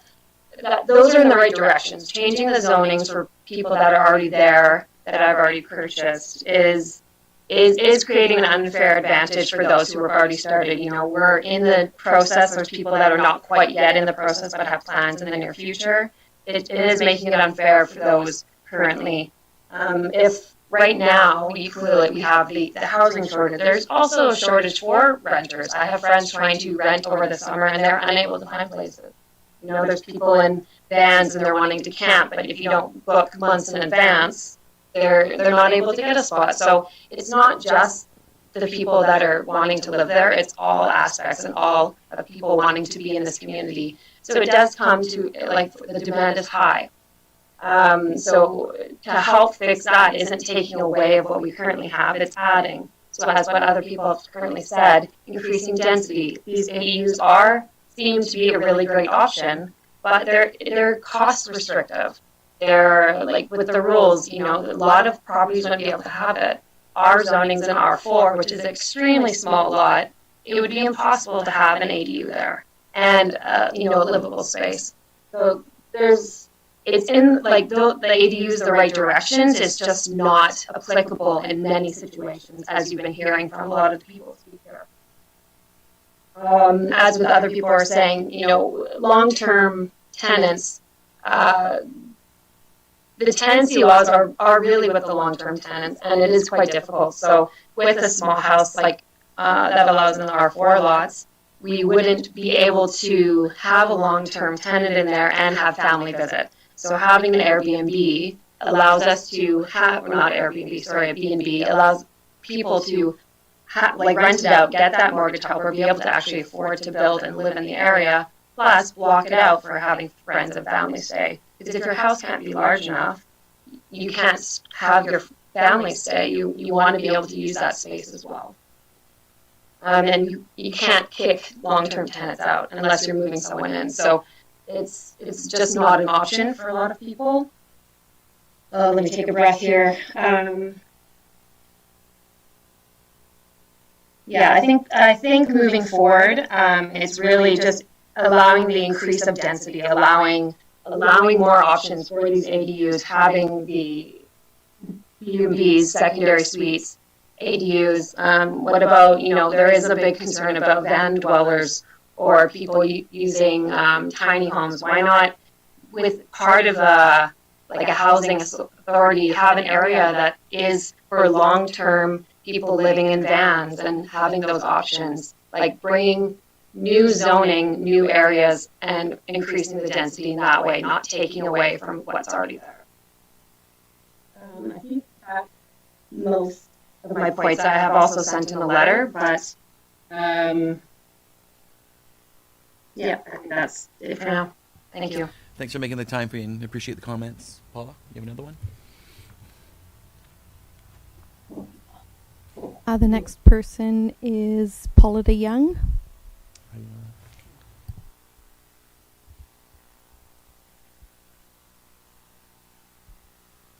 Hello, everyone. I'm Paula DeYoung, 405 Marine Drive. I was a little hesitant to call in, but I think it's important that our voices be heard, and I really appreciate this conversation being brought up before everybody. We are the out-of-town owners that seem to get a lot of, I don't know, negative feedback for having a B&B running in the community. When we bought the place, our intention was to live there full time, but we've had different circumstances with needing to be closer to our elderly family in Squamish. So we've got a really great setup where we have a long-term rental manager who is operating the B&B, and they get a great, more affordable rental rate, and we've been able to set this up really well. I totally agree. I think everybody understands that we have an affordable housing situation and issue that needs to be resolved as a community. I don't really believe that taking this zoning away will resolve that. I also don't think it's fair that just because we started our B&B a few years ago that we would be benefiting from that. If we were in the other position of just buying the property or had just bought it, it would seem really unfair for many reasons that a lot of people have outlined. I also really think that instead of taking stuff away, we look at more options. And, you know, if you are presenting opportunities for people to have a tiny home parked in their driveway, have an RV pad, if they want to be building a secondary cottage or a home, then for long-term rental, then add that as an option. It doesn't mean to take it away. You know, when a B&B is run properly without a kitchen, just in a small space in your home, then I don't see that being a big issue. I also just really wanted to say that if we weren't allowed to run a B&B, that space would not be converted to long-term rental. for a few reasons. There's still personal use, and so I wouldn't magically be putting that space back onto the market. I think that's about everything that I wanted to say, so thank you, everybody. Thanks for your comments. The next person on Zoom is Faye Massar. Welcome, Faye.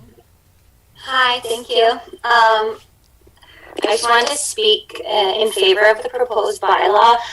Firstly, the detached dwellings for long-term rental is great and much needed in the community. I also think it's smart to start limiting the number of Airbnb or the number of B&Bs. It's one step that the district can take to promote long-term rental housing. But I do also enjoy the benefits of running a B&B in my home. It's allowed me to work less and take care of my 2 young children more in a community that has very limited childcare options. In fact, no infant toddler licensed childcare really at the moment. So I do agree with what a few people have suggested, permitting both types on a residential lot, but maybe with the condition you have to provide the long term first or at the same time as the short term or the B&B. Maybe that could be part of a factor in deciding on who would get a temporary use permit for a B&B if you're to approve this bylaw, or maybe those people could get their zoning changed to be the same as what the current R1s are providing a B&B would have. So yeah, I have to put my children to bed, so that's all I can say at this time. Thank you. Thanks for making the time. Have a good night. The next person is Ilya Ocean. Hello, everybody. I've been living in UK for a couple of years, and I'm taking a possession of 1782 St. Jacques next week. I would like to echo what a lot of folks said in this meeting, particularly Judy Gray. I think she outlined it really well. I think that the intention behind the proposed changes are very good, but they are somewhat presented as a silver bullet to solve the housing availability issue. And my issue is that there were no drawbacks or cons discussed in the proposed bylaw. With any complex issue, there's always multiple options to multiple solutions, and each is going to have their own pros and cons. And in this particular case, it's hard to see pros outweighing the cons. One other point that I didn't hear today is unauthorized camping. I can't see how removing availability of suites in B&Bs is going to improve the issue we have with people are staying, in bushes with all the consequences. I think it may make that problem even worse. And my last issue with the proposed bylaw is that we are grandfathering existing B&Bs by a date that's already in the past, and that affects just even my family's long-term plans for Euclid. My wife and I traveled across the world. We stayed in different small towns, as we stayed in different Airbnbs and bed and breakfasts around the world. And this is how we got into UK and decided to stay. And this is our dream to have to be in that hospitality space, to provide experiences for people who come to enjoy this land in a responsible way, and also that would allow us to have a more relaxed lifestyle. And this is, I think, why a lot of people come to UK. And this bylaw is just strips our dreams and hopes for that, because we currently do not own a property that allows B&B. So as a final comment, I would love to see more options and less red tape, like Manny mentioned. Why not allow both B&Bs and long-term rental suites inside of the same dwelling or building? That's it for me. Thanks. Thanks for the comments. Do you have any more there, Paula? The next person is Frederick and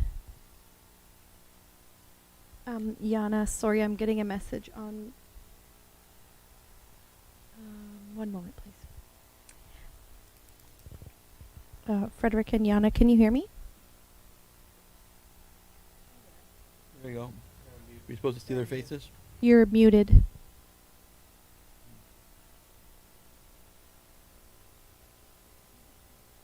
Why are we seeing their faces? Frederick and Yana, we're not able to hear you right now. I believe you're still muted. Do you hear me now? Yes, sir. Yeah, thanks for letting us be part of your conversation here. So back in 2020, we both bought already. Sorry, what's your address, sir? 1797 Wayne Forest Lane. Okay. Yeah, and we bought this land with the intention to build an Airbnb or a B&B on this land to finance this whole project. It was quite hard during COVID for us to plan all the stuff like to the building process, and yeah, now that we are facing these changes, it's even harder for us to contain all this value of our property to pay the bills, to pay the property tax, and our plan was to do that with an Airbnb or even with a rental. Actually, I must say the way we received information about the proposal was very, very disappointing for us. We just got a newsletter I think it was 2 weeks ago. We just got a newsletter I think it was 2 weeks ago.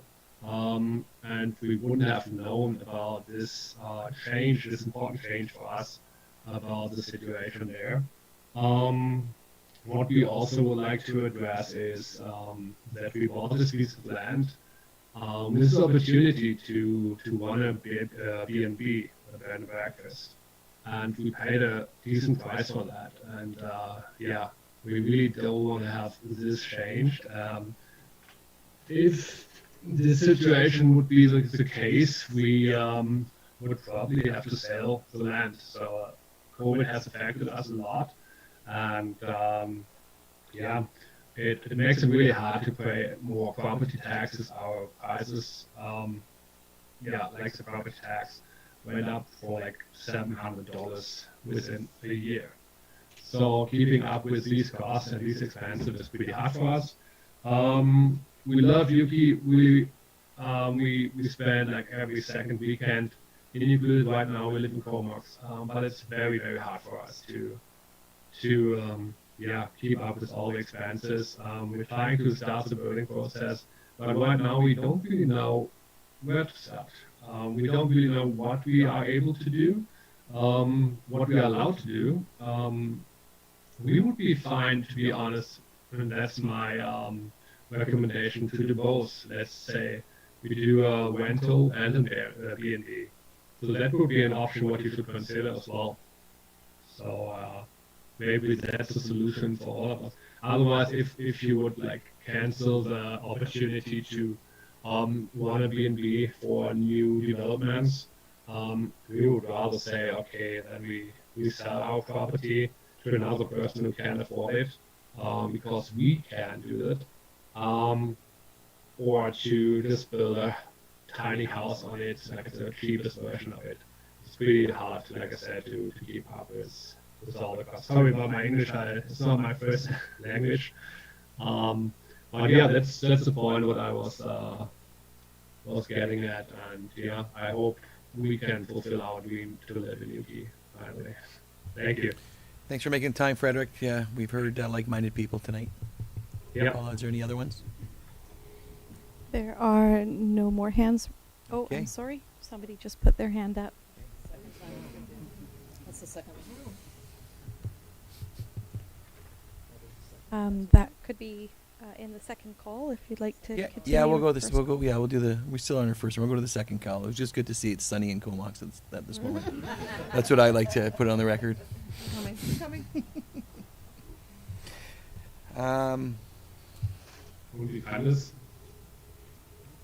You got one there? Frederick, I think perhaps you are still live. I'm just going to. Awkward. Do not say a word, Frederick. Yeah.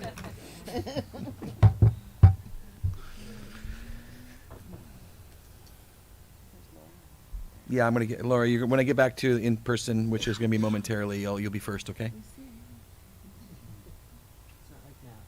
Okay. So for the first round, that was it for people with their hands raised on Yeah, Zoom. and just to those that may want to speak something, there's going to be the second and third round. So, and I do encourage people at this. We're looking for new comments, so there's a bit of a theme going on, and we're going to go to callers here. Please press *9 if you wish to speak, and Paula will call your speakers. There are no callers at this time. And have we received any emails to community input? We have. Okay, how many? We got a few? We have 4 emails. Okay. We'll listen intently.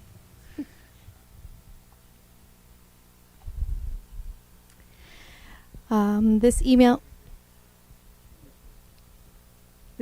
is entitled Bylaw Number 1310, Strong Support.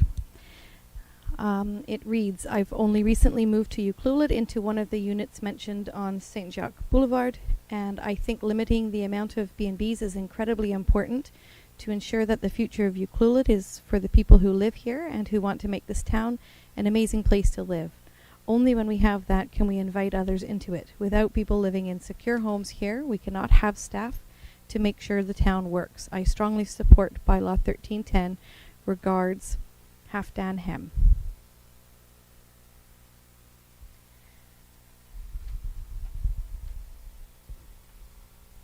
The next email contains a letter. It is from Tanya Nestoruk and Araya Twisterkani. Lot 40, 795 Rainforest Drive. Dear Mayor Noel and councillors, we are property owners in Ucluelet, currently in the process of finalizing plans for our residence and bed and breakfast in accordance with the permitted primary and secondary uses in the District of Ucluelet Zoning Bylaw 1160, Section CD-3A.1. We purchased the property June 2021 with the intention of running a bed and breakfast, as this was the only way we could afford to purchase property and live in Ucluelet. Zoning Amendment Bylaw 1310 would put an end to our dreams of living in Ucluelet.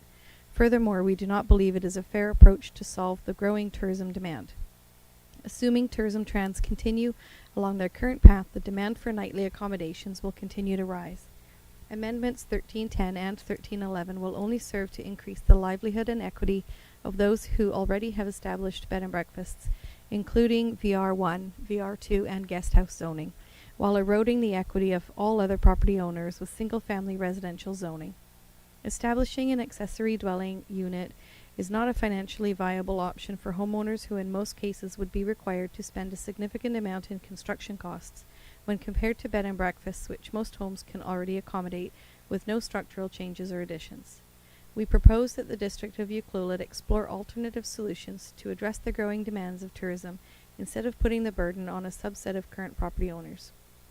Some ideas include forming an affordable housing committee, rethinking current plans for the upcoming Ocean West developments to include more density dedicated to long-term affordable housing / rentals, adding ADUs to the secondary use of single-family residential zoning, or even requiring bed and breakfast proprietors to provide a minimum amount of long-term housing in conjunction with bed and breakfast operators, a requirement that should be applied to all bed and breakfast operators, not just those who have not yet established operations.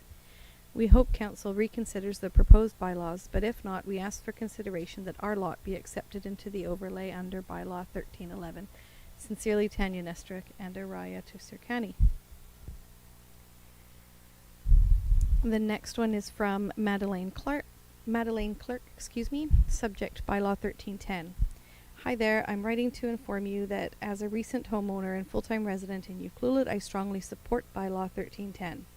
This bylaw and the subsequent enforcement of the bylaw is a critical first step in addressing the housing shortage and ensuring safe and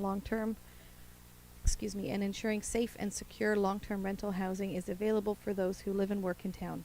Only when we've begun to address this shortage will we have the capacity to welcome B&B guests. If income loss is a concern for those opposing the bylaw, with current market rates for rentals and housing shortages on the peninsula, it should not be a concern for homeowners to find reliable long-term renters. We cannot prioritize the exorbitant income opportunity of short-term rentals over housing security. Thanks, Madeleine Clerk.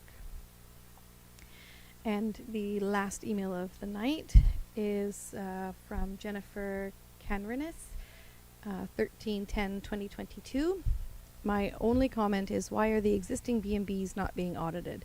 If it is a legitimate B&B, grandfather it, but there are some existing that are not being operated properly.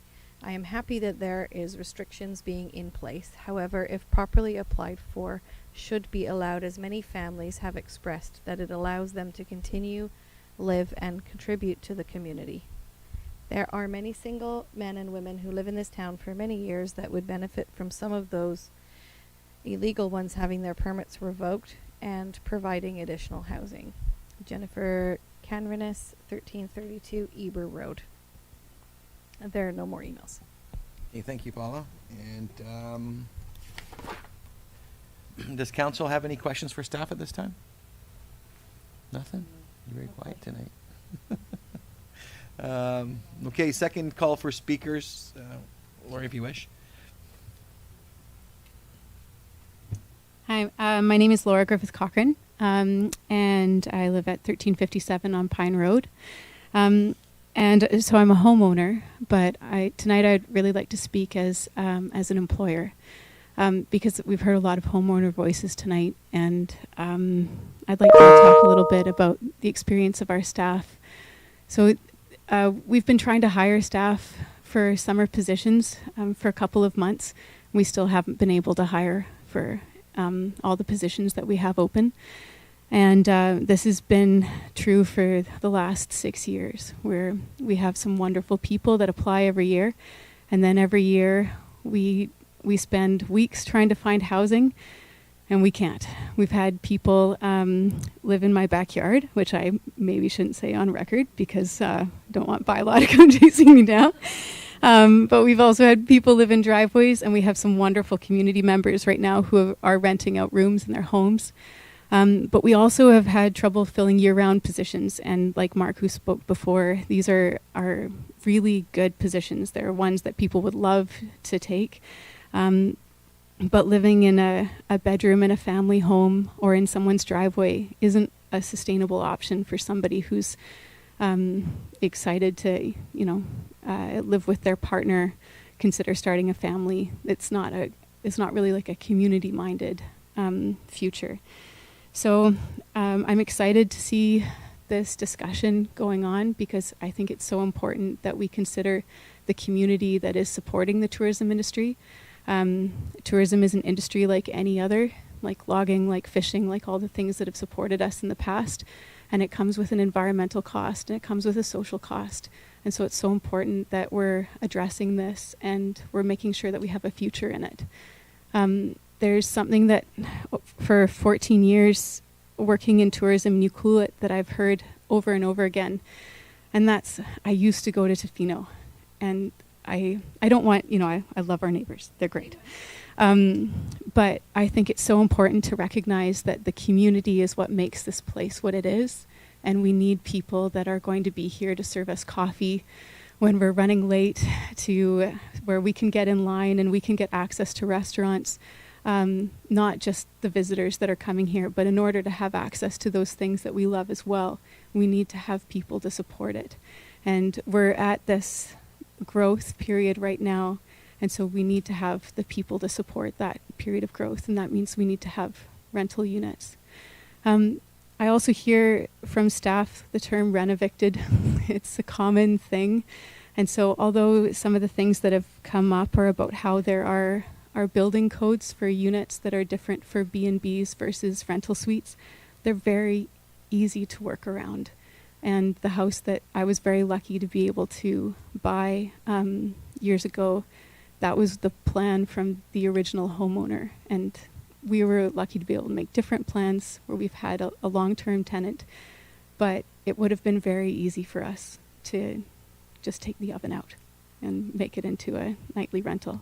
So I think that that's something that we maybe need to talk about as well. Thank you very much. Thanks for the comments. Go ahead, Pete.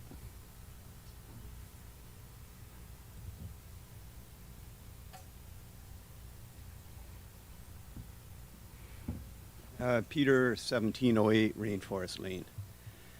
I've listened to everything that everybody's had to say, and I feel if the bylaw goes forth as proposed, it will create, dream-ending, onerous hardship for a lot of people, like just crushing all their ambitions. And also that I feel the bylaw will not get us to where we need to be. It's going to cause a lot of hardship and not make very much progress to the goals. That's it. Thanks, Peter, for those comments. Any other in-person speakers, including the other room? Anybody still over there? Okay. I bet I got good donuts on the go there or something, huh? Did you buy them donuts? Yeah. And okay, so I'm just trying to make light of the situation here. It's getting a little bit late. But, okay, any other members of the public in person who wish to speak?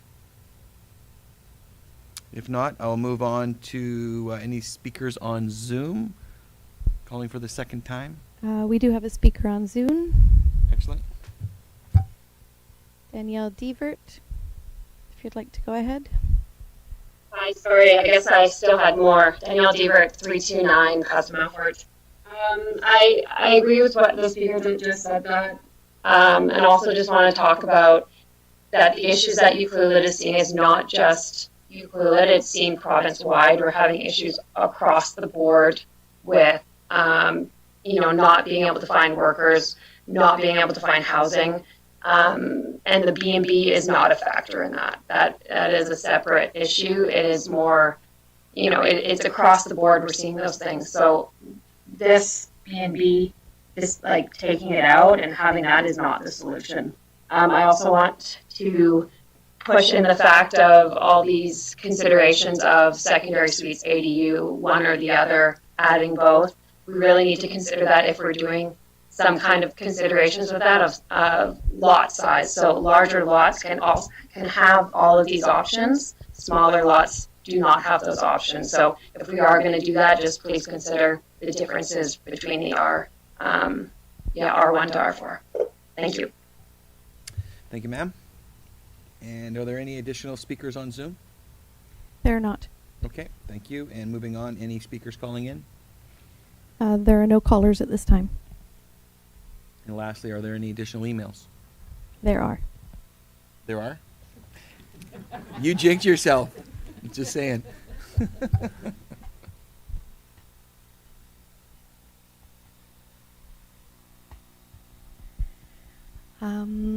This is from Jennifer and Graham Cove of 1106 Coral Way. Dear Mr. Mayor and members of council, thank you for the opportunity to comment on the proposed changes to the zoning bylaws 1310 and 1311. We appreciate the council's desire to find additional and much-needed long-term accommodations in the area. We are concerned, however, that the current proposals appear to be more punitive to B&B operators rather than make actual changes to encourage or increase long-term accommodation supply. We are very recent members of the Ucluelet community. In fact, we are still in transition. We purchased our home at 1106 Coral Way in January 2021. The house was built with two bed and breakfast suites, which the previous owners operated year-round. They are fully finished and could be operated immediately. We bought this particular property because after spending years and years visiting Ucluelet and Tofino, we had plans to retire here after our kids left home, so finding this place was great. Not only could we move more permanently to this beautiful community, we could also operate a bed and breakfast, which is something we wanted to do in our retirement. We are not looking to be absentee operators, but truly welcome guests to the area. We have owned our home for 18 months now, and while my husband has recently retired, we are not quite in position to make it our principal residence. We have respected the bylaws and have left the suites empty as we would not meet the residency requirements, while looking forward to the time we can call this our home and apply for the license to operate our dream B&B. The council's proposal to withdraw this option for our home in an attempt to create more long-term rental space does not make sense. Not allowing us to operate the suites short-term as they were built for does not help the situation. These suites were built to the district specification of size and usage. They are approximately 200 square feet with a bathroom and a small kitchenette. There isn't a stove or even a closet. The suites create a cozy space for couples wanting to spend 2 or 3 nights in Ucluelet, but are not suitable for long-term tenants. Perhaps instead of restricting homeowners with existing B&B infrastructure, existing suites, the district could restrict the building of new homes in R1 zoning so that they can't operate short-term rentals. While council mentions that we can apply later for permission to operate our B&B, it isn't a sure thing, as both the district and residents could choose to turn down our request. Then we would be left with 2 suites that are not usable as part of our home without significant renovations and costs. We purchased our home for the amazing location, for the great community we want to be a part of, and because the B&B potential was there as the previous owners had operated. Changing the terms of our zoning post-purchase with existing construction and amenities in place seems to be an unfair move on the part of council. As to the desire to create additional long-term accommodations for the community, we fully support that and want to be part of the solution. We have a space on our lot that could be a location for a small auxiliary building, carriage-style home, that could be used for long-term rentals but is not located in a part of the lot that would meet the current council proposal. Building such a unit would likely come with considerable cost and will take time. Council's current proposal would prevent us from building an auxiliary building should we be successful in getting our operating license for the B&B, which does nothing to help with the long-term accommodation needs. Having the B&B rental income could give us the funding to help finance the construction of this auxiliary building, again once we have made our full-time move to our home. We recognize the dire situation in Yuki right now for long-term housing and want to help if we can, but your proposed restrictions on our place is not the answer. There is no need for this to be an either-or restriction.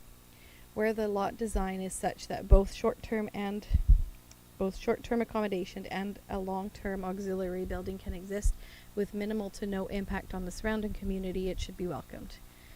Jennifer and Graham Cove, 1106 Coral Way. I'm just going to refresh in case any others Yes, come in. please do.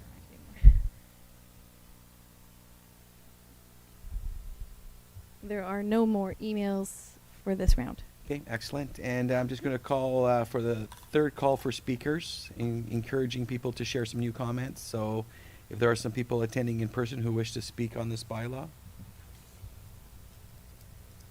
Here. Okay, we're good. And are there any speakers on Zoom? There is a hand raised on Zoom. Perfect. Okay, let's do it.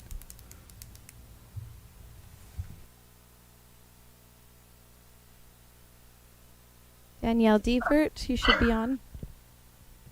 Hi, sorry. Yes, I know me and you have sent emails in. I'm just wondering if you're not Your phone, just excuse me there, your phone, we didn't get your name and your phone's a little broken up. Danielle Devert, 329 Past Melfort. Okay. I just wanted to check in. I haven't done one of these meetings before, so I know that me and a few others have sent emails in, and I have heard that there's no more emails. Just, is that because we have talked, so they're not being read, or would they still be considered?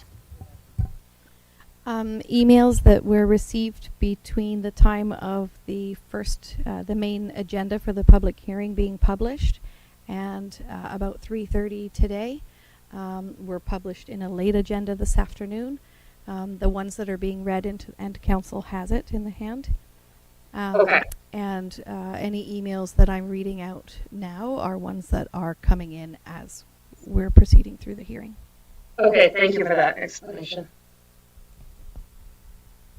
Are there any additional speakers on Zoom? Calling for a third final time? There are no hands raised on Zoom and no callers. We're getting there. Near the end here. So again, any additional emails? Yes, there is. There is an email. Excellent. Go for it.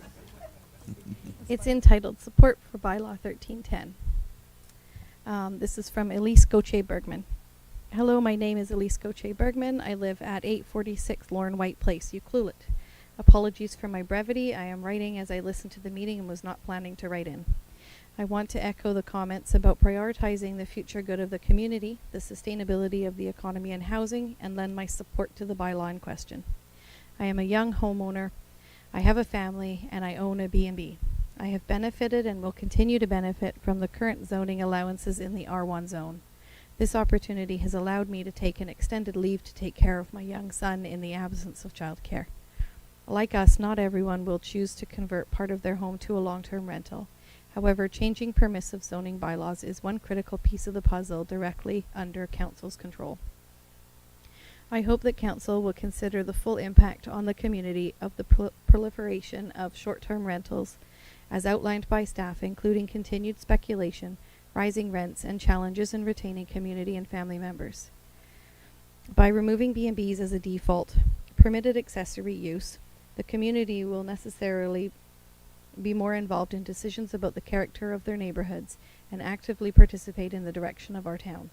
As acknowledged by staff, the bylaw is not a silver bullet to solve the complex issues of housing and affordability. However, with the benefit of hindsight and the information available, taking the long view toward the future and making bold, difficult decisions is critical to the sustainability and livability of our town. Thank you, Elise.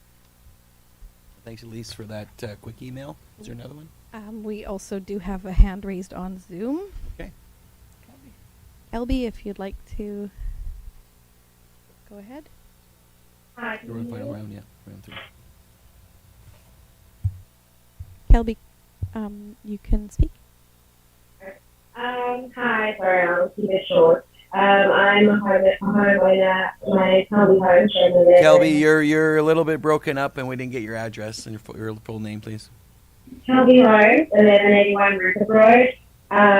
We're a third-year homeowner. We've been living here for a year. You take us off speakerphone.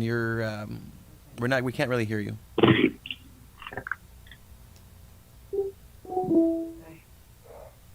Hi, sorry, can you hear me now? Absolutely better, thank you. Okay, sorry. Kelby Homes, 1181 Rupert Road, and we bought our house April 2021. We've lived in the community for over 7 years and kind of lived in every single staff accommodation, tiny house, car. We've been renters. So we kind of just want to echo what everybody else had to say. Sorry, I'm getting not a good speaker. Basically, I just wanted to, I forgot what I wanted to say. I just want to kind of ask the question of if you're able to have the accessory building and then you had to sell your house down the line, does that mean that you can't change that zoning to be a short-term rental for the next person to come? And then I kind of feel like if you're going to have this disparity between the people that are already having their rentals, should we not level the playing field and say everybody has to apply from scratch? Because people for us we had our parents help us purchase the property within gentlemen's agreements that they'd be able to stay in the short-term rental for about a month at a time to kind of get to know our son. But that if we have to have a long-term rental, that option kind of goes out the window for us.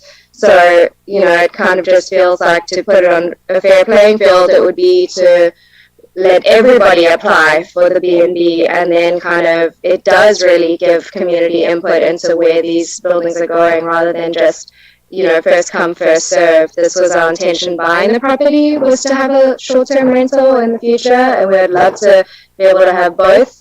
But just for our situation with our family living in another country, it made sense for us to have that option of when to open it and when to close it, and also not having childcare. That will also give us that additional income. I've had to start my own childcare business because of all the women that are living in town but aren't able to work. So there's a huge workforce sitting untapped because there's not enough childcare to look after those toddlers. And I think that's a different situation, but that could also try and help with the employments, people coming to town just for the season where we have all these women sitting ready to work but no one to look after their kids. Thank you. Thanks for the comments.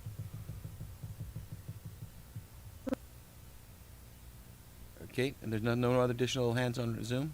There are no hands raised, no Speakers. callers, and the only email that has been left unread is one from a hearing that was previously closed. Okay, sounds good. Did you say something, Councillor Paul? No. Oh, okay. Okay, I now declare the public hearing for the District of Ucluelet zoning amendment bylaw number 1310/2022 closed, and I just want to thank everyone that participated tonight, made the comments, and stood up at the microphone. It's well received, and we're looking forward till tomorrow night, and we'll be have a fruitful conversation amongst ourselves. So thanks for sticking it out tonight, and we're adjourned.